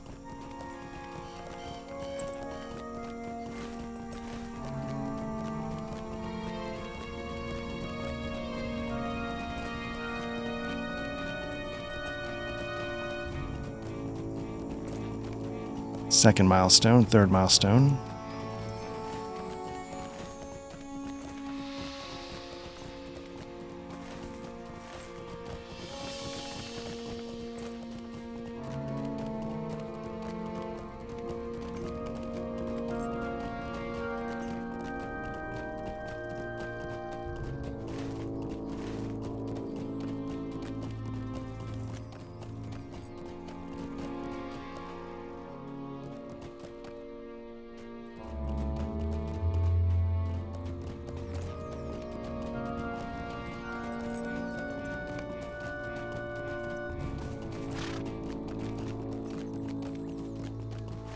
Okay, so this feels cheap. I could just click the token and teleport there, but I'm going to do it for real since the quest itself is please hurry, get there. So I'll finish it up. I'll finish it up correctly.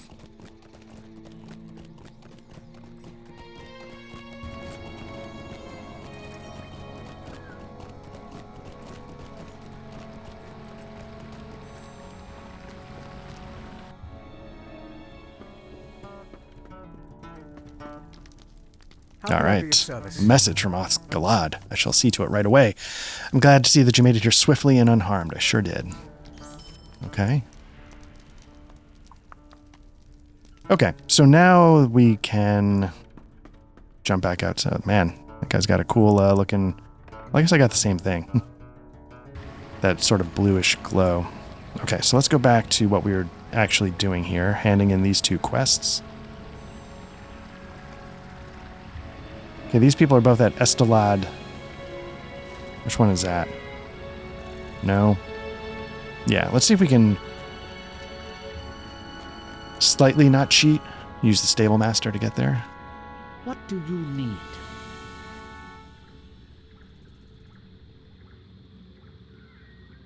Because I haven't earned it, I will click the coin to do it the long way. Oh, take a little break.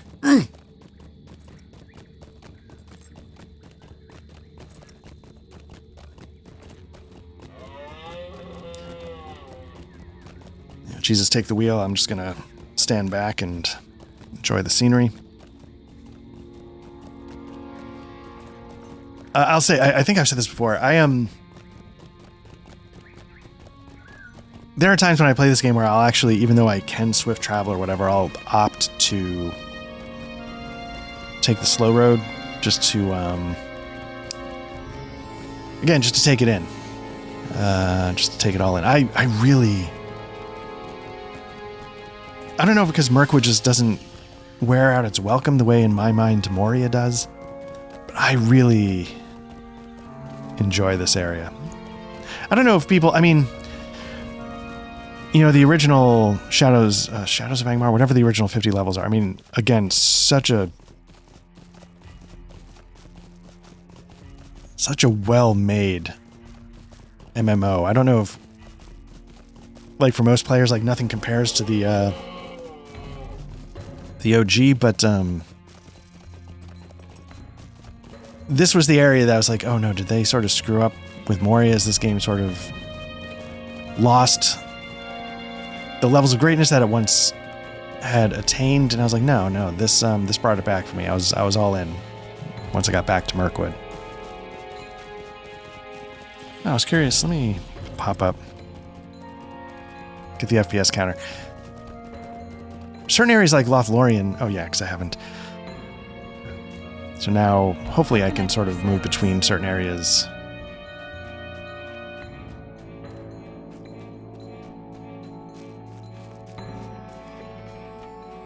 I get much higher frame rates in the original areas, and I don't know if that's... Might you spare a moment of your time? Again, I'll just take this quest, but where... Are they up the hill? They're up the hill. One of the things I noticed, one of the last, what was I recording? I was recording The One Ring. I was recording a tabletop session. Was it that? Or was it the last Lord of the Rings? I've started using a program called vMix. I've mentioned it before. And I can't tell if that is impacting my frames per second in ways that OBS does not. OBS feels like it's a pretty lightweight footprint-wise, a pretty light program. I don't know if that's actually true. Oh, it's way back here. What is this? Estelad. Okay.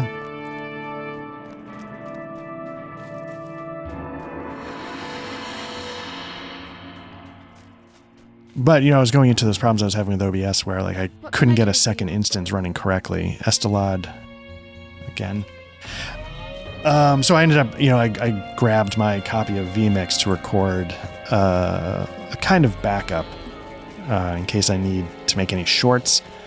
I wanted to have my camera feed clean as a second recording.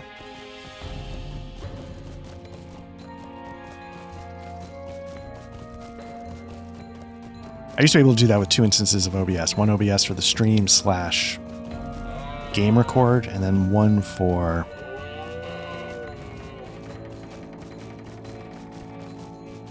my dumb face. I'm actually trying something. Like, this is not a new feature to Twitch and OBS. Like, part of me is like, oh, maybe I'll just like full-time vMix. But again, I feel like OBS is a slightly lighter footprint. But also OBS has like the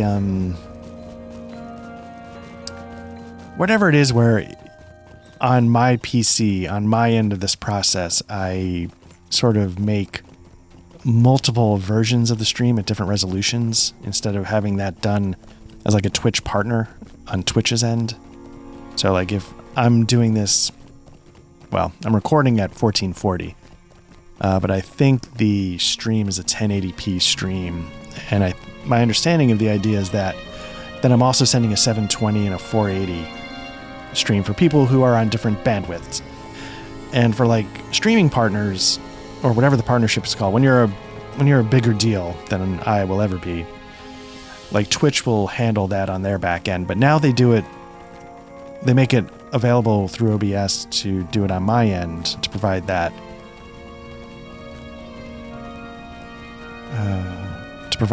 So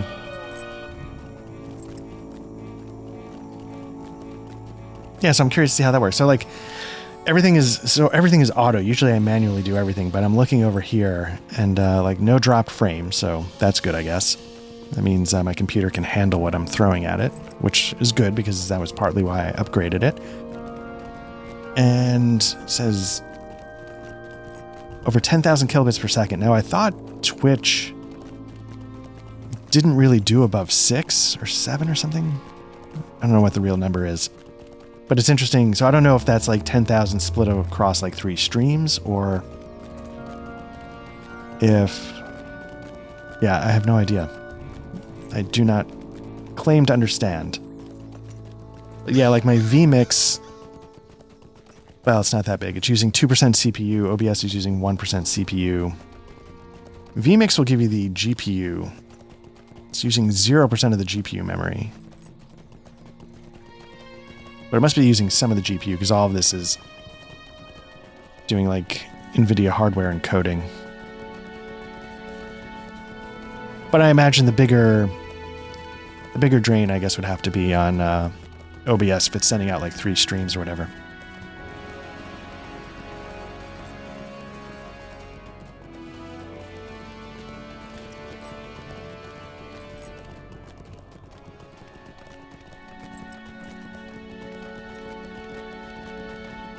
Yeah, I'm sorry. You might hear, it's like I was saying, it's like the first really spring day here. You know, it's like 70. Oh, no. I'm sorry. It's like 82 degrees. That's like air conditioning weather for disgusting housebound people like myself. So you're going to hear people like starting to do the lawn mowing stuff.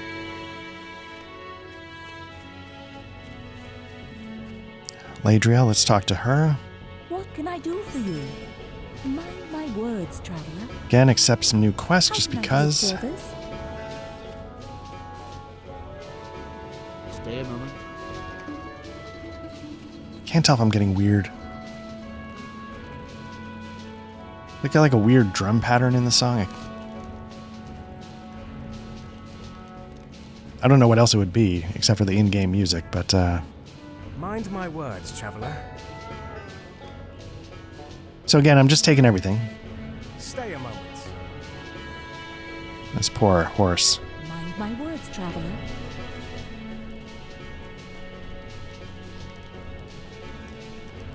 Okay, so it's time to... Let's just start going down the list. Clearly, this is going to be enough to get us over the hump. So I have a feeling we're going to probably abandon most of these, which I don't know if that makes me a bad person, but that is how I roll. So we want to go back to Ikkad Syrian. So let's head back to the Stable Master now that we've unlocked some of these, at least regular travel. What can I do for you? Oh, we've got swift travel here too. That's good. Okay. I feel less guilty if I can pay for it in coin than with a mithril coin. Somehow that doesn't feel like paying to win as much. Well, or at all. It's literally paying to win in a sense if I use the mithril coins. Okay, so let's start banging out some quests in this area. What do we got? We've got Orange, patrolling the beach.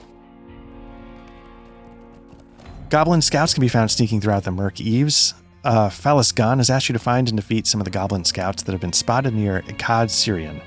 Perhaps they might carry something that will suggest the location of their camp.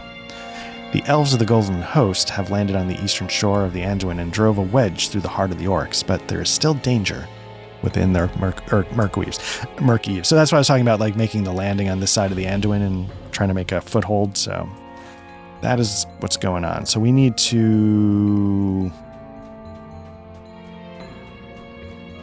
find goblin scouts, kill them, also defeat warg scouts. Here's a warg scout. Warg is a word that I don't always stick the landing on. Sometimes it'll be like warg. Yeah, that gambit right there again is a car parked in somebody's in-ground pool. I don't know what I was doing. I don't know how that got so out of order, but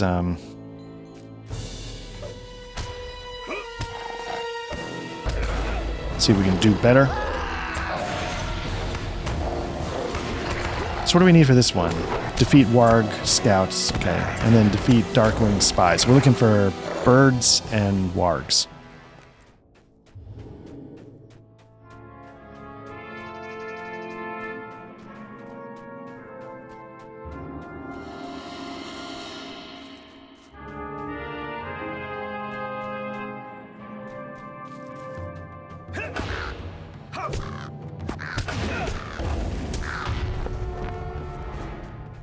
I saw another one. There we go.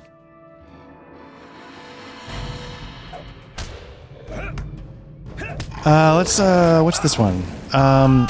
Crabane and wargs can be found throughout the Murk Eaves. Faranil has asked you to blind the eyes of Dol Guldur by defeating many of the Crabane and wargs. Which roam? Okay, so it's sort of like their eyes and ears are out here. Let's thin those herds so we can keep establishing our strong... Oh, again, another garbage gambit.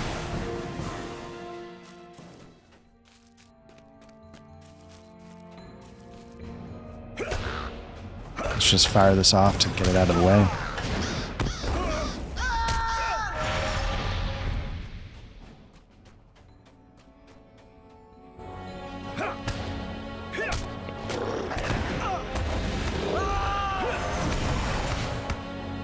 I used to have,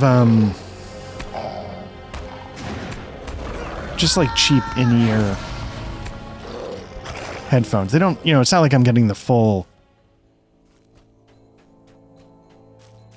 aural experience, A-U-R-A-L, if I'm wearing them. Like it's not as good audio-wise as this, but it's a lot more comfortable for these long sessions. I like wearing them. They're also cooler because you don't have these giant earmuffs on, but now that it is 82 degrees outside,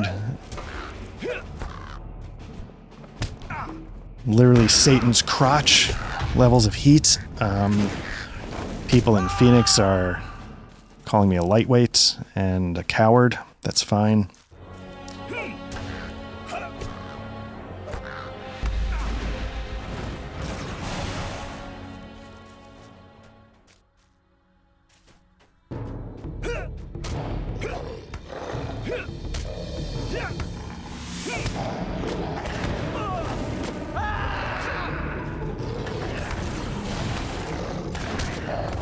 a lot of these disastrous gambits are usually because I don't realize I've got a partial gambit built up from the last attack and I'm getting right into the next fight. That's why it happens. Like right now I have an onslaught that I can just fire off immediately instead of adding to it.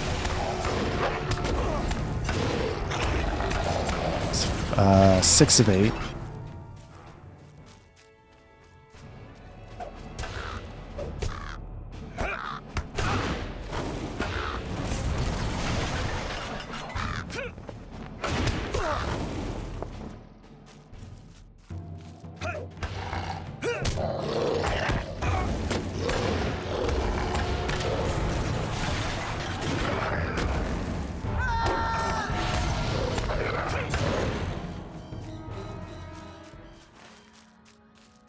Where the hell? Oh, I'm over here.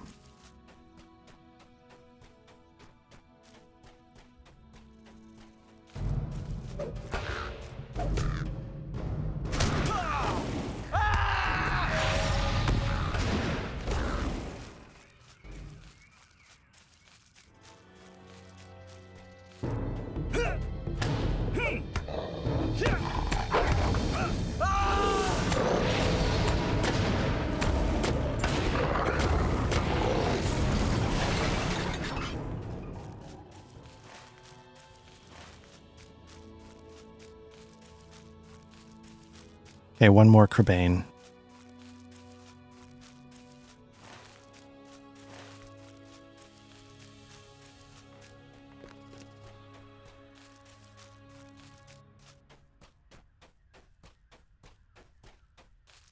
Okay, this one's closer.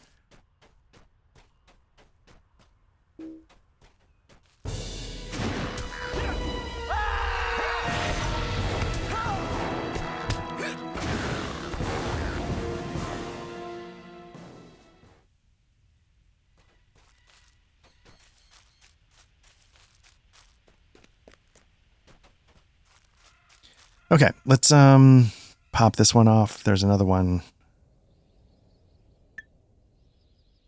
Oh, that's the same quest. It's all the same. Okay, let's add one more to the mix and let's see where we got to go. We're still in the hunt here, patrolling the beach. Okay, we need to find goblin scouts. Okay. I'm going to go closer to the water for this, just in case that matters. I truly have no idea if it does.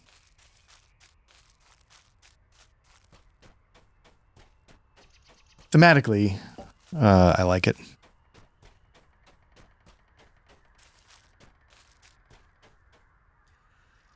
More importantly, it's a time to get into our third diaper of liquid sustenance here. My morning pushing 3 p.m. caffeine.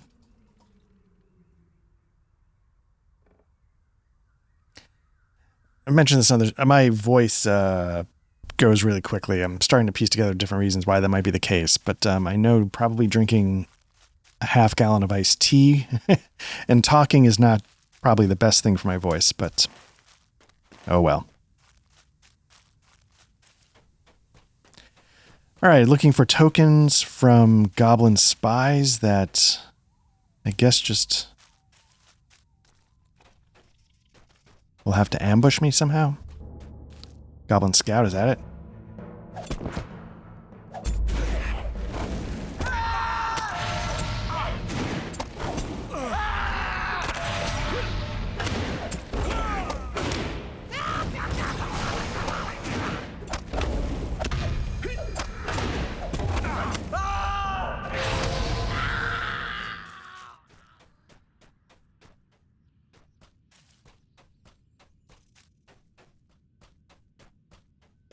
During the week, there was a lot of construction going on in our little street here. They, it's one of those things like the town goes around and like checks your sidewalks to make sure it's not going to be like a trip and kill somebody kind of hazard. And they issued all the warnings a couple weeks ago, so everybody was getting their sidewalks redone. So I wasn't able to. Often I would try and record, like Lord of the Rings Online in particular takes more time to put together a session. And when I'm doing Ultima 5, I'll just do it until I'm like, you know what, that's enough. But Lord of the Rings, there's usually like, I'm trying to get through a whole book, and it's not an exact science how long that will often take. So I often will put these together in pieces, and I just haven't been able to do that. And I knew that this one was going to be long because of the need potentially to get to level 60, so try and take advantage of this free time while I can. Again, I just need some goblin scouts.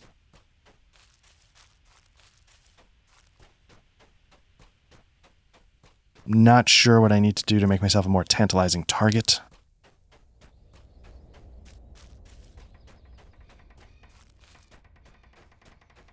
I've already messed... is this for anything, or is that just a deed? Yeah, it's just a deed. I've already messed that camp up pretty thoroughly a couple of times. Let's cut east.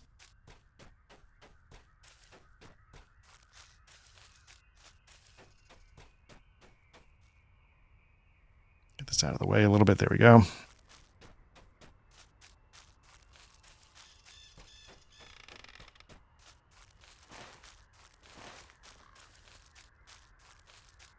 Oh, what do I need? 3 of these? Okay.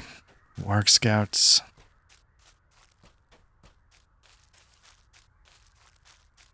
Tagash. Warg. Okay.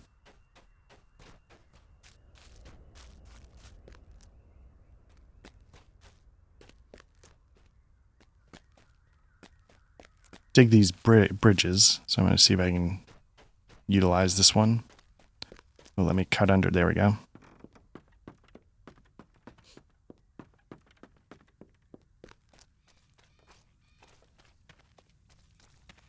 I don't know if the ideal is to stick to the roads because the scouts are... Or if they're just wandering the woods. I don't know what the best approach is to attract their attention.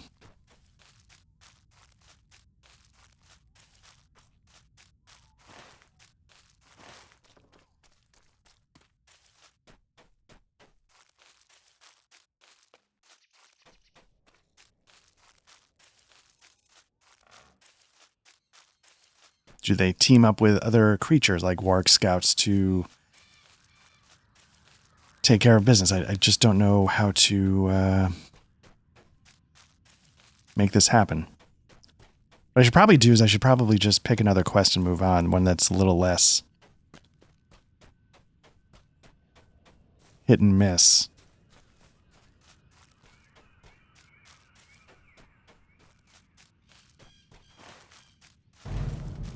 Nope.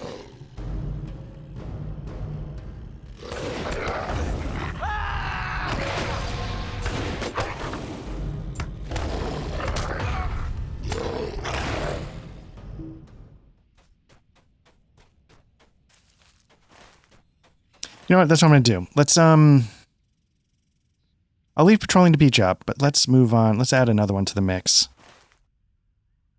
Patrolling the beach is that. So let's start heading east and just banging out the next ones. A dangerous lair is to the east, so let's do that.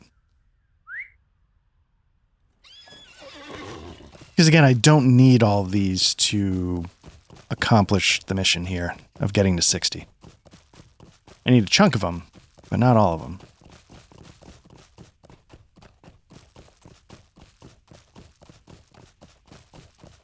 Man, I really like this area. I don't care who knows it. I'm gonna say anything it with a boombox. It's, really enjoy this Mirkwood area. Gostanen, okay.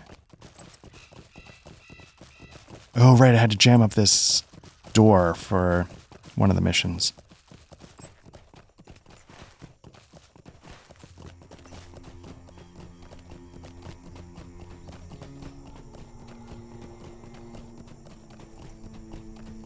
For some reason, Volume 2, Book 4 has like 7 preamble quests.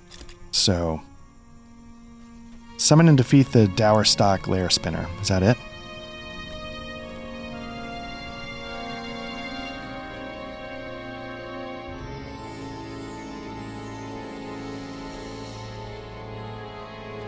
Does Cocoon anything? Oh, yeah. Okay.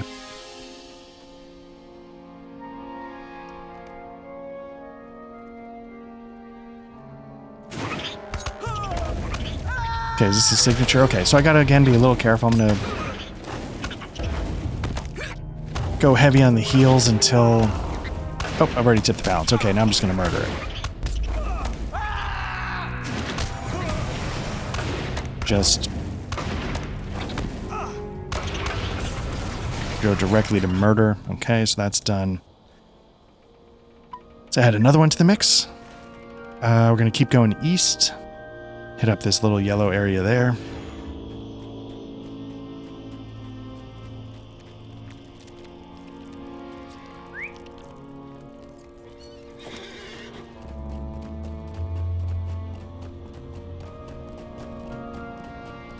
We're heading towards the Howling on the Hill. Use the wolf whistle to summon the wolf keeper and defeat him. Okay. So yeah, this feels like phase 2, a lot of the quests I was doing earlier, like thin these herds, kill all those, and then get the big bad going. So what do we got? We got a level 65 lore master. You know, I was mentioning, we still play games with some of my oldest friends. We were doing some 7 Days to Die, Valheim. He runs a main that's a lore master. I don't know how far he got in this game though.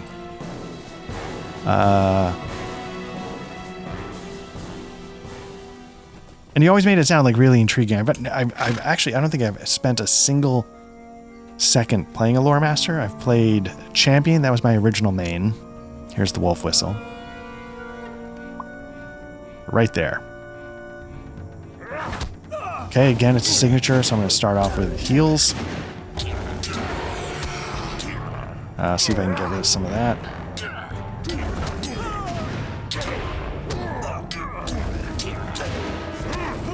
I'm on the verge of tipping things in my favor, so now let's just go to murder mode. I still have some heals stacked that should keep me ahead of the game. Yeah, my first main was a champion. I got that to level 54. I never quite understood it. I was always really bad at it, and I struggled a lot. Okay, that's been defeated. Whoops. Sorry if I took this away from you, Botnik. I didn't mean to. There you go. Is he a rune keeper or a lore master? That's a lore master. Okay. I'll get out of your way, sir. Let's see. We got that. Let's add another one to the mix. Smoking fire. This is a repeatable. Let's head to the northeast. Then I discovered the Warden. That's when I was like, oh, yeah, no, like, this is genuinely really fun to play minute to minute. The champion I took because I had never really gotten into MMOs before. And, it's just like one of those online guides. Or even the game, I think, tells you, like, hey, this is a simpler starting class. And I'm like, simple's good because I don't know what I'm doing. I just didn't find it fun. I just got killed a lot. For some reason, like, my terrible gameplay did not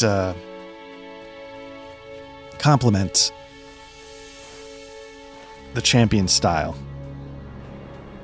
Then I discovered the Warden, and I was like, oh, this is the business. And I forget why I stopped playing the Warden. Oh, I know what it was, because I think they started coming out with like the legacy servers, the legendary servers, whatever they're called. Do I get that interrupt off? No.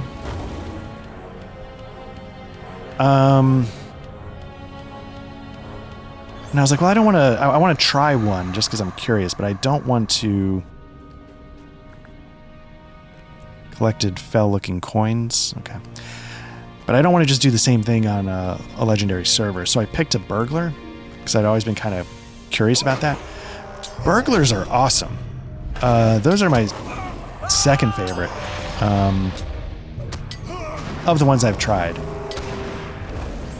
I've tried hunters a little bit. I was really bad at it because they're so squishy. You got to actually be like a skilled player, and I'm not. I think I could like the idea of it, but yeah. On a game is a peaceful village, we townfolk want for naught.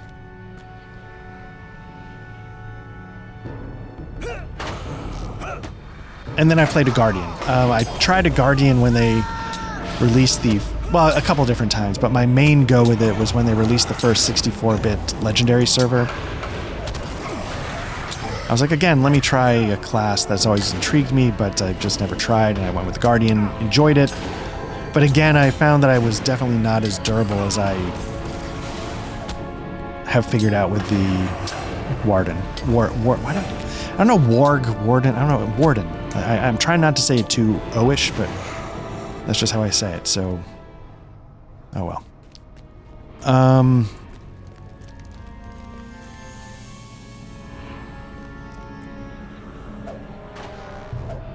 Is this guy gonna give me what I need? Yeah. Other classes that I would like to try someday, I don't know when those days would be, the Minstrel. I've always sort of shied away from the Minstrel because they are healers and feel like they'd be very useful in a fellowship, which this game has really de-emphasized as time's gone on and made it much more of a solo experience. So I don't know what they'd be like to solo. I'm sure, like everything I'm sure is fun to solo. But Minstrel seemed like they could be fun, and then there was one other... It's not the Rune Keeper, and it's not really the Lore Master. I'm never really like a play a mage kind of guy. Find a shade in Autogame that will speak with you. Here we go. Like the D&D movie, can I ask you 5 questions? Yes. Did that count as a question? Yes. Wait, did that... If you have not seen the recent D&D movie, you should go check it out. It is quite... I don't know if it's still on Netflix. I know it was coming and going. It's really good if you haven't checked it out. It was surprisingly good. I went in, I'm like, you know what, I'm just here for a good time, and I saw the original D&D movie, and, well, maybe it's not the original, but like 20-something years ago. It was dog shit, but it was still dumb fun. Jeremy Irons chewing scenery and spitting it out as the big bad in that movie, just saying, F it, this is 100% for the paycheck, baby, but I'm still going to give it my all. There we go. But the one with Chris Pine, and really good. Even my wife, who is not at all into nerd shit, was laughing out loud at that one.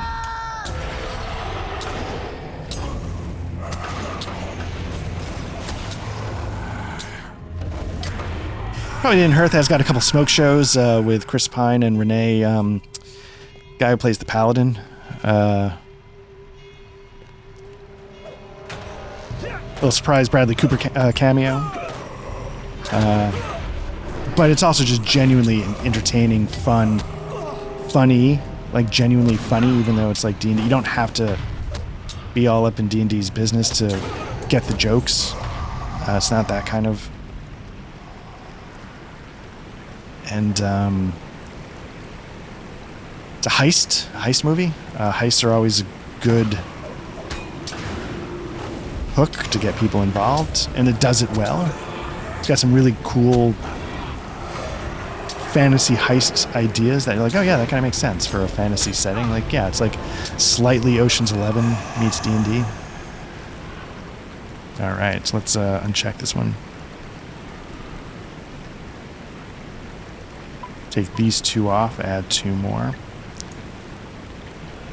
Okay, so we've got a couple to our northeast. So let's see if we can... Oh yeah, let's get up there. We got to get through town here. So where's this road? Does it like wind upwards? Like, do I get to the other side and wind up? Or is it somewhere here and I missed it? Like, is this it?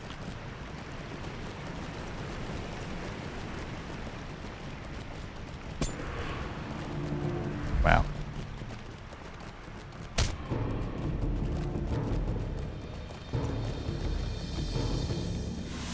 Okay, so what are we doing up here? Not quite there yet. Collect relics of interest from Merivale. Okay. And then the other thing is defeat Merivale. Okay. Is this where we were? Okay, we're just going back. We're just retreading some Common ground already. Okay, so let's clear a path in.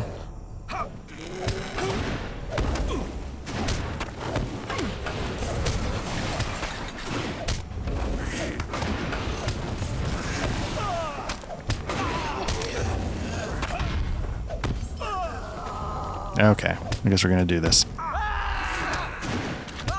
Do we need the forest spider for anything? No.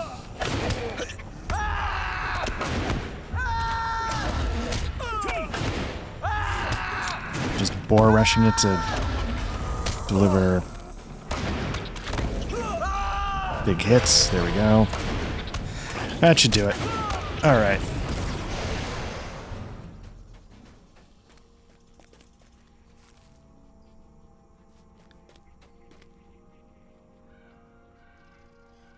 Okay, these count. Do the slaves count? They sort of count. Okay.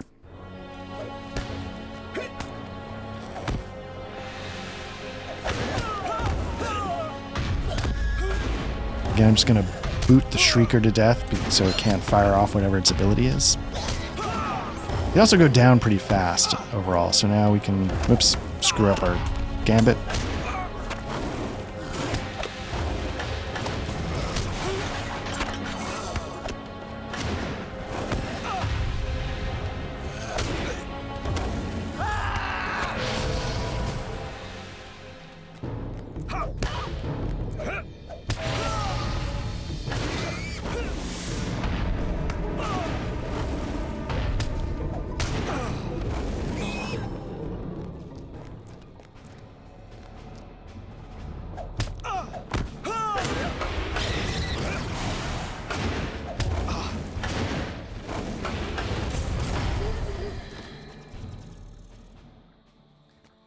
Now I could kill 10 bats and I'll get the deed, so maybe that's just while I'm here, I might as well.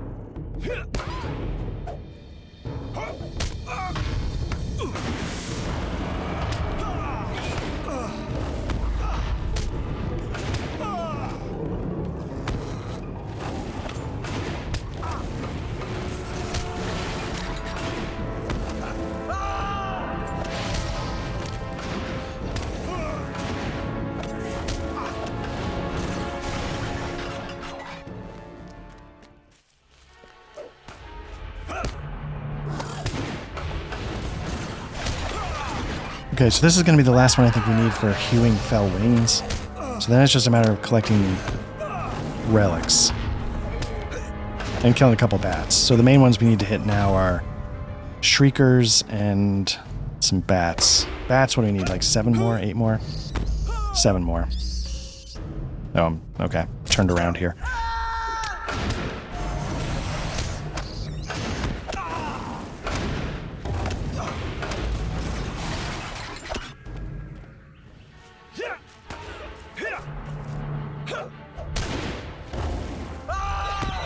But we need 6 more relics. Okay. I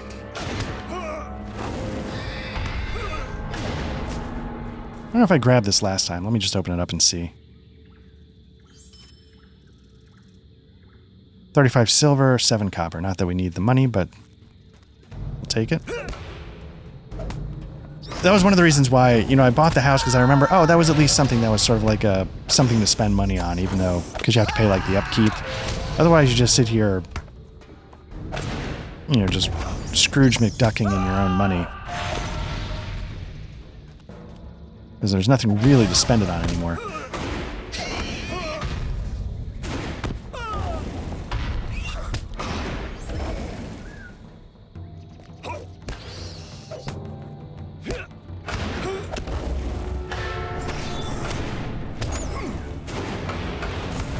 So I gotta figure out, when I do, what is the gambit? The gambit is a double, it's a death strike.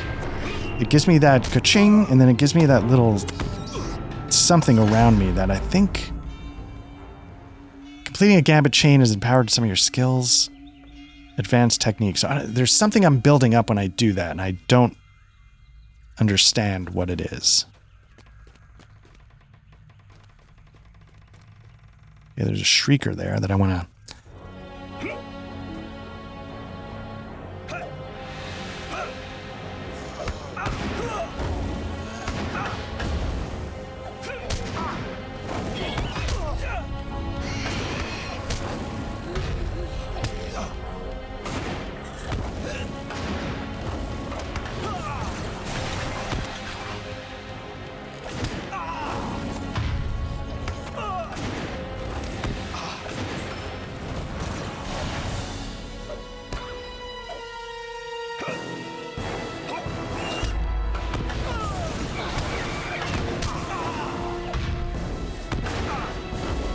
Nope.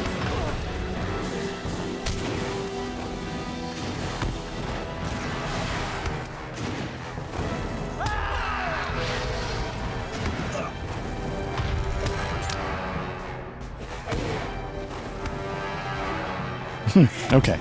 So I need to, let's focus on, oh, okay, my gambit's a trash fire. Let me get some healing going. Let me shield up. Just give myself a little bonus defense. I don't know if there's a more advanced shield up.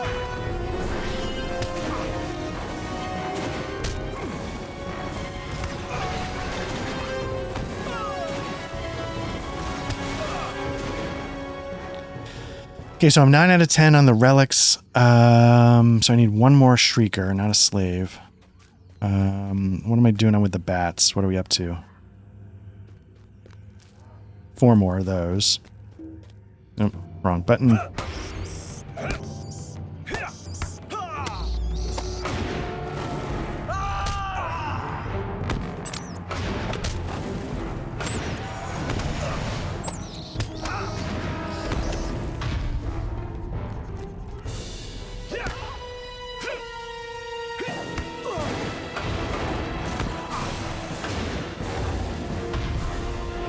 Okay, that's going to do it for... There we go.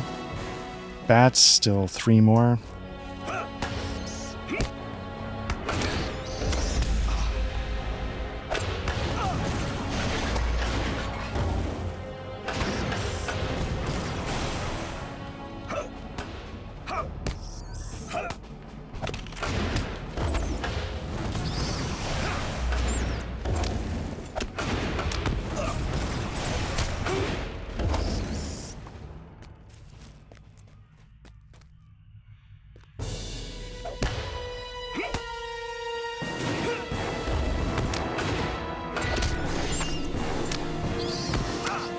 It's going to do it for the bats. That's good. So we'll probably be heading out of this area again. Completed Beast Slayer. Very nice. I'm sure there's an advanced Beast Slayer. Yep. And the way these always work is like, hey, if the first one was 100, now you just got to kill 200. And it's just like, oh my God. Like, I feel like 40... Always 40, 80, 30, 60. I mean, that's fine, right? Like, how much do we really need to do with this? Let's see if we can, not Forced March. I want to do the other one. Careful Step. One of the things I love about the Burglar is you can do this all day, every day. Makes it fun, so you can sort of like, if there's a quest like, oh, I don't know if I could fight my way through this, you just sort of, Go stealth ninja. Slip past all the guards. Strike from behind. Take care of the quest. Get out. Yeah. Okay, so let's, we got this one off the books. Was there another one? All right, let's, oh, this one, Voracious Fluttering.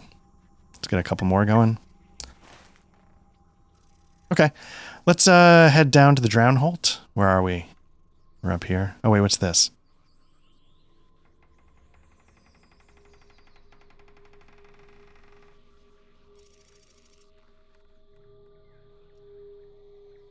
Seriously, what is this one to the north?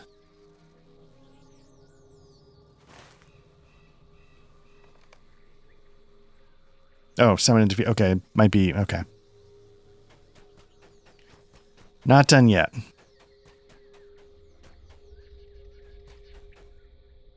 Yeah, I don't think I can get around. Okay.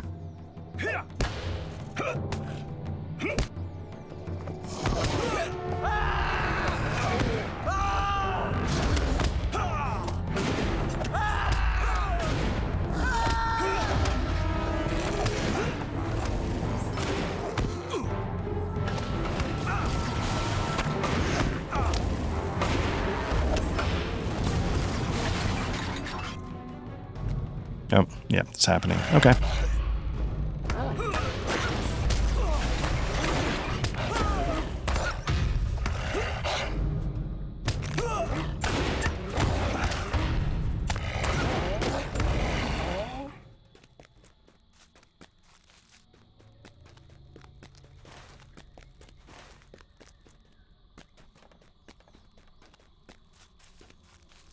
I assume it's, somewhere up there.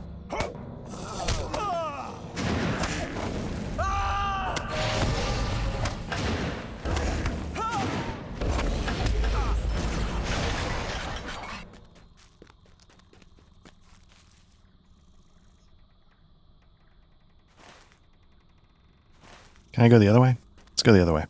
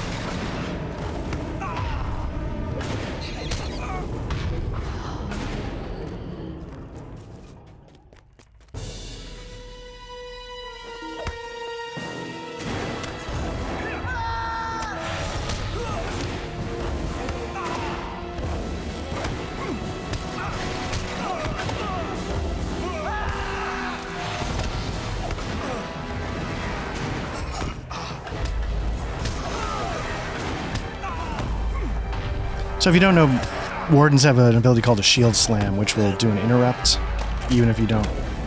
There's also a boot. The boot gambit will do an interrupt, and then... Do men get a special ability, the uppercut? I don't know if that also interrupts.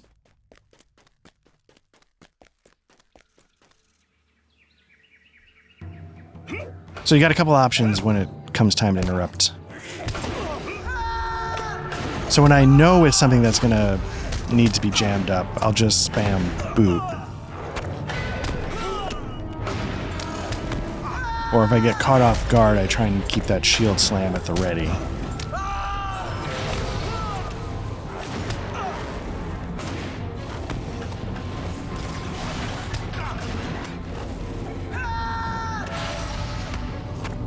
Hopefully bleed takes care of that guy. I'm going to run in here. Go.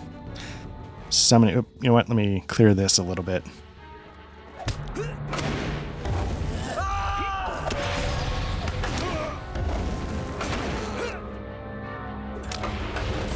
There we go. A little bit of a delay. Firing off that gambit for some reason. Master of the Roost. Beat the Morval Guard. Okay. Again, gonna focus on healing first until parity is achieved.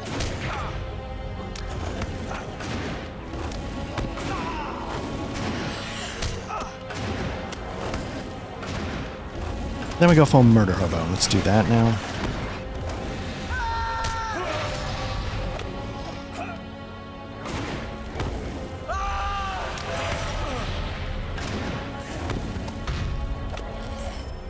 Okay.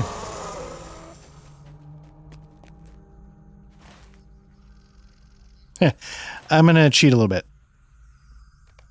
I don't want to have to sort of fight my way out of this, so I'm just going to hand this one in and then keep riding south into the white area on the map. I might as well hand in all of them. What do you need? Could I speak with you a moment? Again, I'm going to grab them just in case, but again, I really think we are all set. What do you need? Could I speak with you a moment? I feel a little guilty because they all sort of provide a sort of a quest chain, like little mini stories. It's not just random, like do this, then do that, then this doesn't connect with the first part at all. It all kind of connects. What do you need? Stay a moment. So I do feel a little badly Plague of honor. leaving a lot of threads How can I be hanging. of service? Will you lend me your... But as you can see, I mean, we're basically right there, so...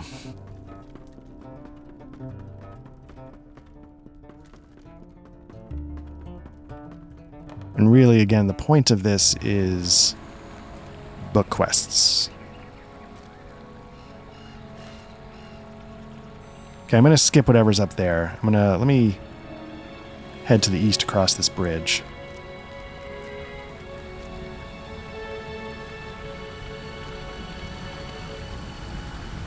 Okay, we're going to search the town here for town records.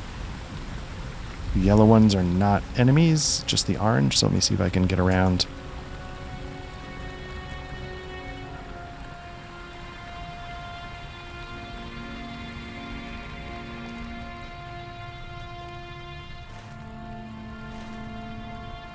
Search for evidence of violence and for old weapons. Well, I think the evidence of violence is that the town is completely populated by ghosts. I think we've nailed that. Locked down that mystery.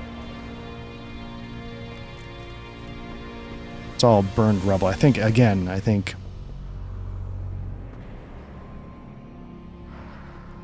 see if we can careful step past this guy. I feel bad. Like, this actually sounds like a more interesting quest than go kill 12 goblins, but the go kill 12 goblins are simpler to hash out.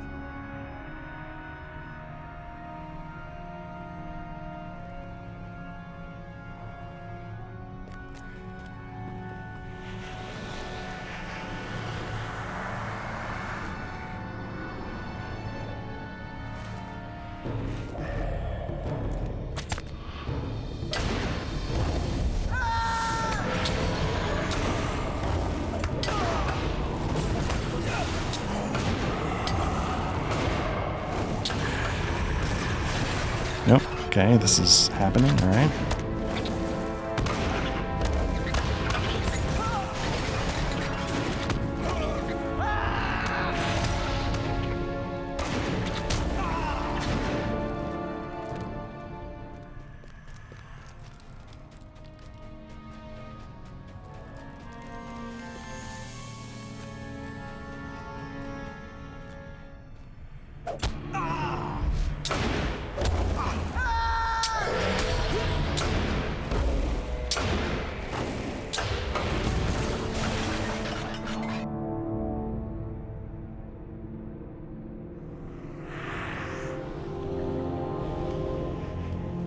Yeah, I'm just not sure.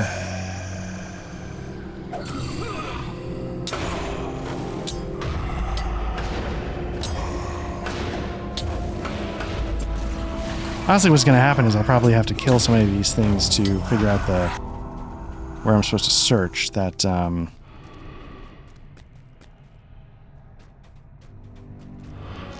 I'll hit 60 that way. Nope.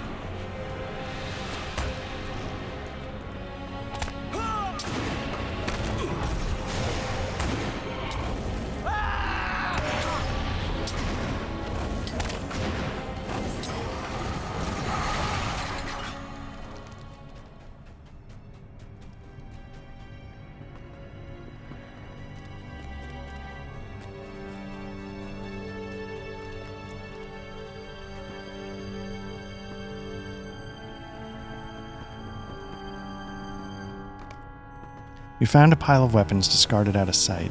Okay.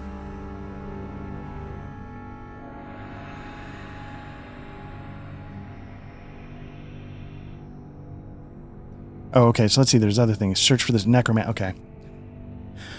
Okay, search carefully for any telling scenes that may have lain hidden during your previous hasty observations. So there's something about the necromancer.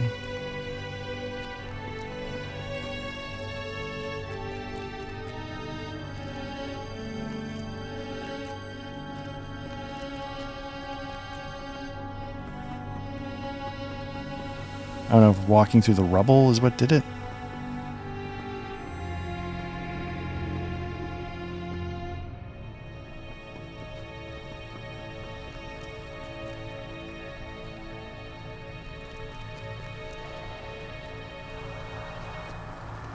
You know what, honestly?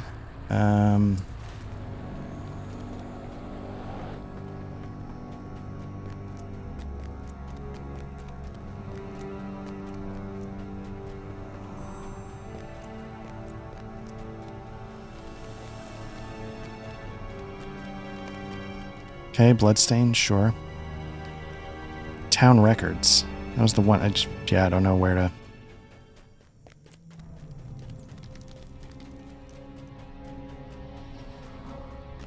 Loose earth, that could be something. Nope.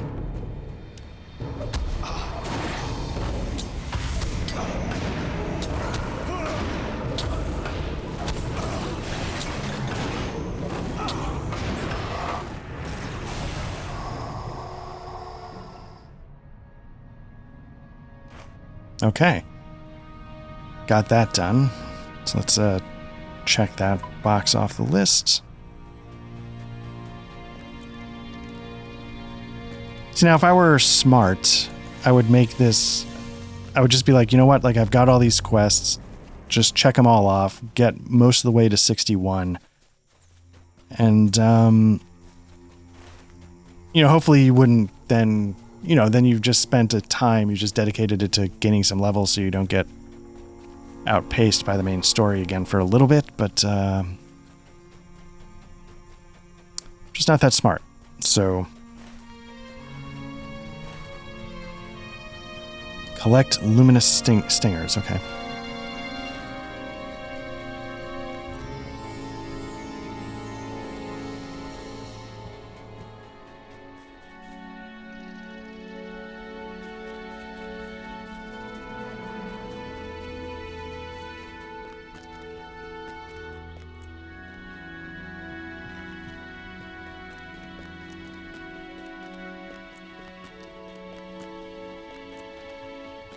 Can't tell if there's like this grinding, like a construction-y kind of grind going on outside. I don't know. When I don't talk, I think my noise gate blocks it, but I apologize if you're hearing it when I blab.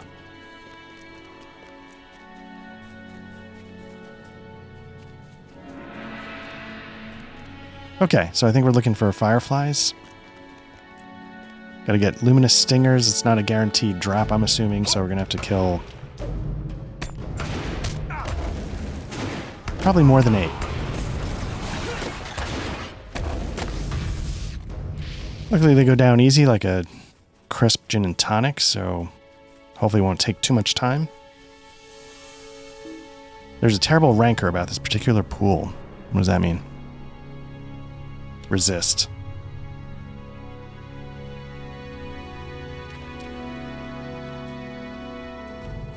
In more ways than one, buddy. All right.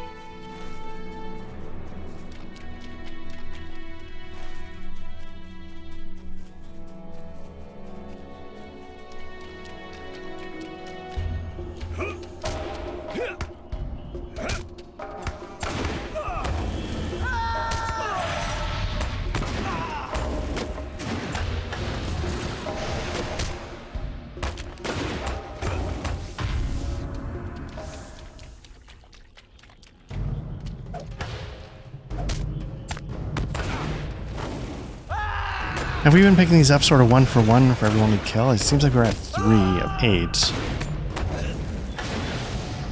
There we go. There we go. Let's finish killing fireflies.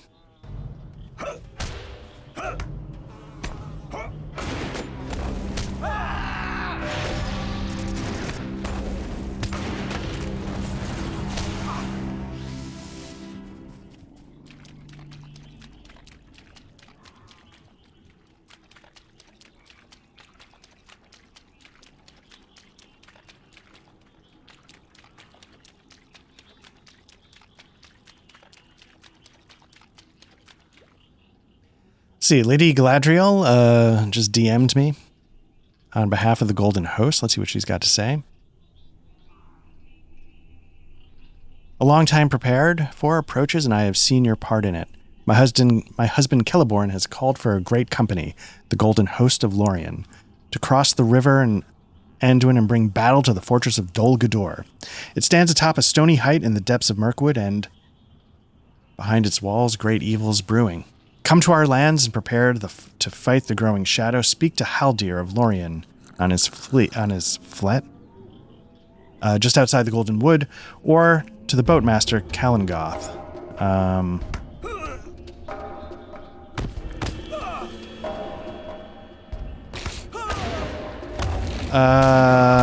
Yeah, standing vigil on the southeastern docks of Lothlorien on the Great River itself. We have need of great adventurers such as you, my friend. Please come to Lothlorien from there to depart for Mirkwood. There is no item. Okay. So I wonder, is that sort of unlocking a skirmish or some kind of like legend battle or something? All these things that I sort of am aware of but don't fully understand. Like modern dating. No, I'm just kidding. Okay. Titles, sure. Deeds, great. Skirmish. There we go. That's the one I needed. Strike against Danaglor. So I did it. That was what it was. That was the issue. I thought I could access a level 60 skirmish and it would just be harder, but that is not the case. Getting some Lotro points, getting deeds bestowed. What do I need? I need 3 more fireflies.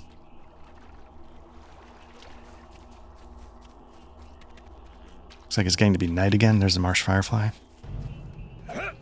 Freshly mauled corpse. Speaking of modern dating, no, just kidding. I think I need to check that out, although Swamp Cat may have something to say about that. Oof, no, this is not just, this is a mess. Mirefang. It's a signature. I opened poorly, so now I've gotten a bleed going. I'm going to switch to some healing.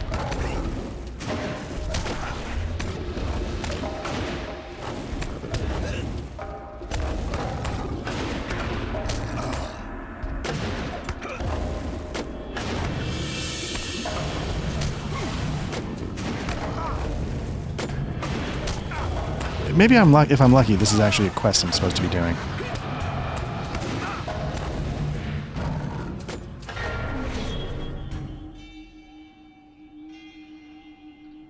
Okay.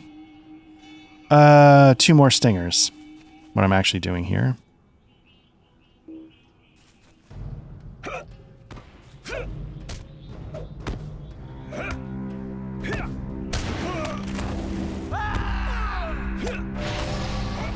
Oh, what's this warden path of the...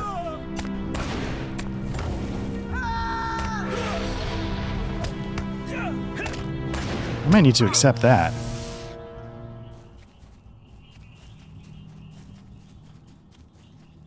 Fountains of Stone. Is that, Moria? Sounds like Moria. What are the other 2? These I usually just optional report to a mission recruiter. I decline that. What's the other one? Another mission recruiter. I'm going to decline that. Legendary item experience, that is something I do not understand how it works in the present form. I sort of got it in the early incarnations. No longer. So, because you used to be able to like pick a weapon, a legendary weapon that you wanted to advance, and then everything you did sort of push that one forward, and then if that one hit a cap, you could reforge it, and then while you were waiting to reforge it, you could switch to your, like my javelin instead of my spear. Anyway, there's a whole thing. I don't know what it is anymore. Okay, so let's, I'm going to start unclicking ones that are open. Nope, didn't want to do that. And we're going to start clicking ones we can hand in. And we're just going to start handing them in. Starting with the path one. I want to see what this one's about. Oh, this is deep in Moria. Yeah, what do we got going on, Cedrea? What is this world coming to? Well met, Warden Black Lodge. No doubt you have come here to learn from my own experience defending home and country from the forces of the enemy. I will be glad to show you what I know, but first we must act together to quell the forces of the enemy here in Moria. Let us speak further and see how we can help one another. I'll not be ignored. But now is Goad...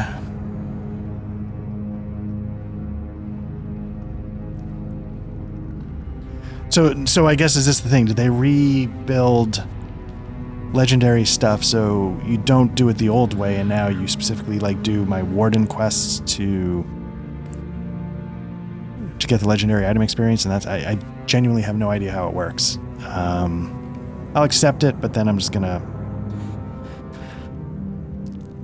let's just see if that's in Moria or if that's warden. Oh man, it's a warden. So what are these?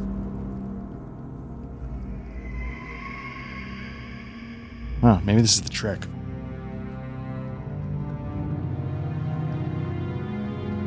Maybe I've just been completely skipping these and I needed to... Like, I mean, the weapon... You know, no offense, the weapon sucks, but you get the legendary items. Maybe that's why you do it? I don't know. What do you get for this? Again, legendary... I'll keep them around, and maybe that's something I go mop up when I'm doing, like, deeds. I don't know. Okay, so let's start handing in the other ones.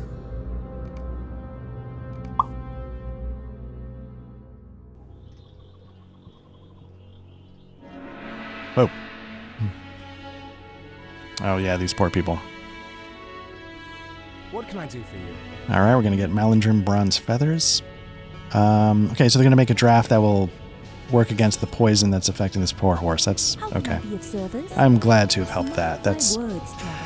Actually, I'll accept this just in case I need it later on. But, okay, so we got that. Let's, it's too close. Oh, right, they're right over there. What can I do for you? Okay.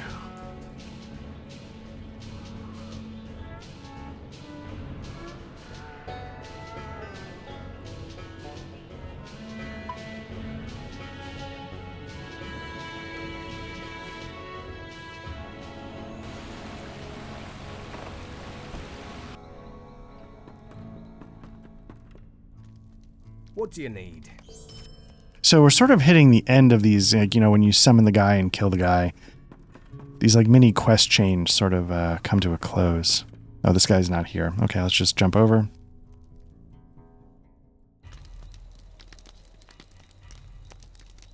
When you teleport, you just sort of invade personal space and land in open flame.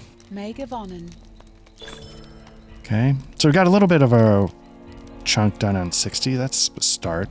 Again, probably if I were smart, I would do more.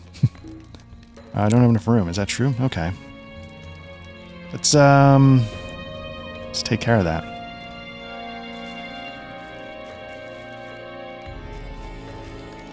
In these dark days, we must work together or flee.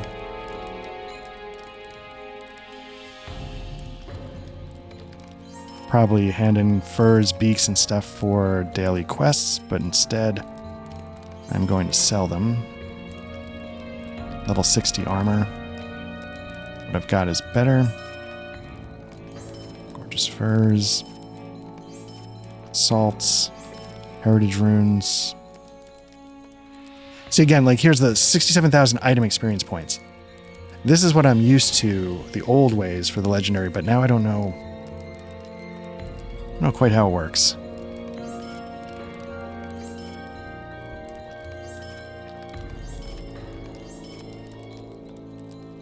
That's heavy armor, which I'll never be able to use. Wet skins, let's dump it. Wings, goodbye. I don't know if I need that, but I'll hold on to it for now until I can put it in a chest. Club. Nope.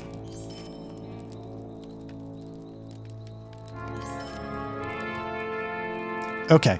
So now I can... Okay, so I had some armor sets that were going to kick in at level 60. I'm there now, so now I should give them a look. Because if I remember correctly, the bumps on the stats were a decent amount higher.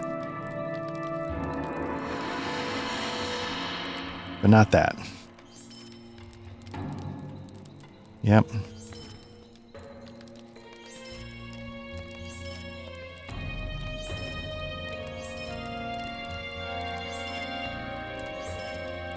Let me see. Get rid of that. A mithril flake. Again, I'm sure there's people like I'm a scholar, but I've never upped my crafting skills, so I just tend to sell all that stuff as well. Again,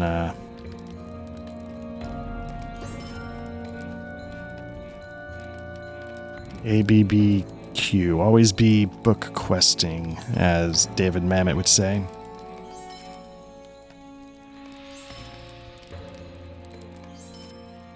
Bowls of snapper soup, whatever. Tablets, great.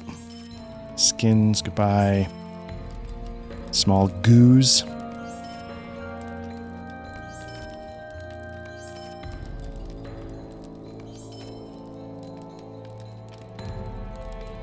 Oh, interesting, but yeah, now these are some of the things I was keeping, but that's not as good.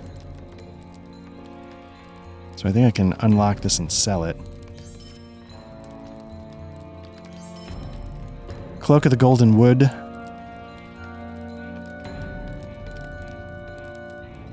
think what I have... So what I have is better in some ways because it's got a higher vitality. Vitality is the thing I tend to... All things being equal. I know this has got like maximum morale, maximum power, vitality. It's got like a lot of things, but... I tend to shoot for the highest vitality levels. Which is probably dumb, but... Again, I remain a filthy casual. Yeah, we don't need to worry about the Moria factions anymore. Sell this massive pile of copper. Or...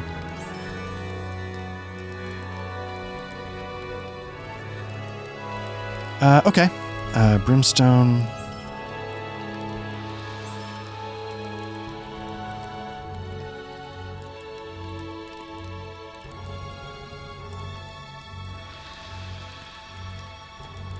Okay, so this armor was definitely a step up, so...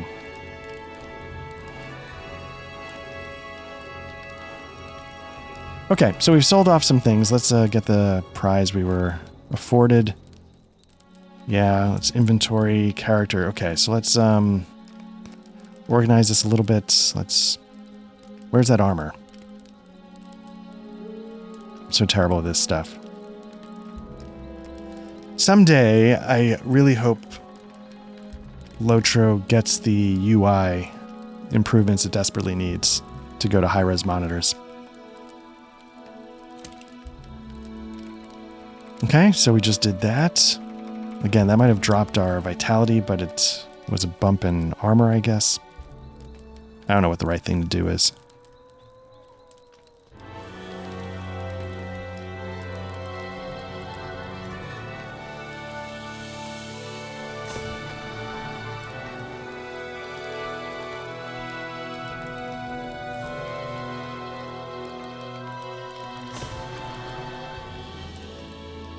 Okay.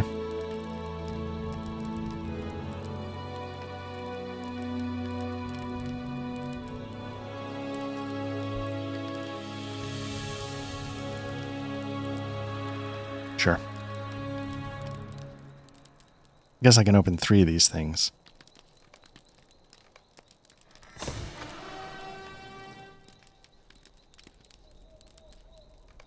Again, I don't quite get any of this stuff. It seems just like loot shit that I'm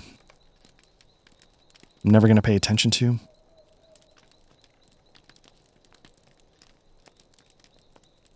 Here's stuff for my house, I guess, that I just bought, so that could be useful.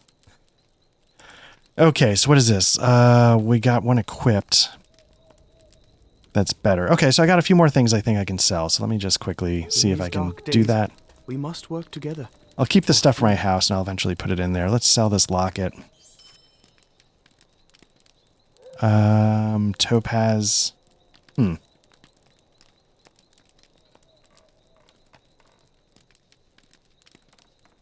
It's got a slightly better vitality than Narmaless Legacy, so maybe I'll swap that out in a sec. Oh, that's... Don't need that. Okay. Don't need the club. Don't need that. Yeah, so let me do one more thing. That one's Narmaless Legacy, so let me see if I can find that ring. There it is. Okay. My services are devoted to the Some fall of bookkeeping. the- Apologies for that. But we're ready. Where are we? Again, I'll grab this just in case we Might need you it. spare a moment of your time? How can I be of service?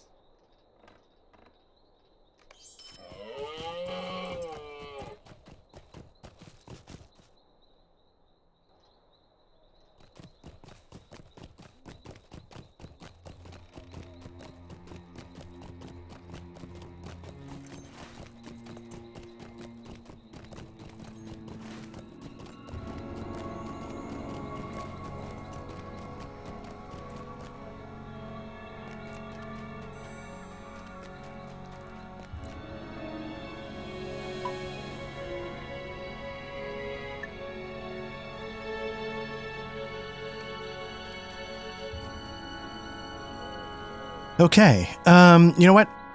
Before I keep going, I'm going to take a quick couple minute break to get a little bit more to drink, and then we'll be right back.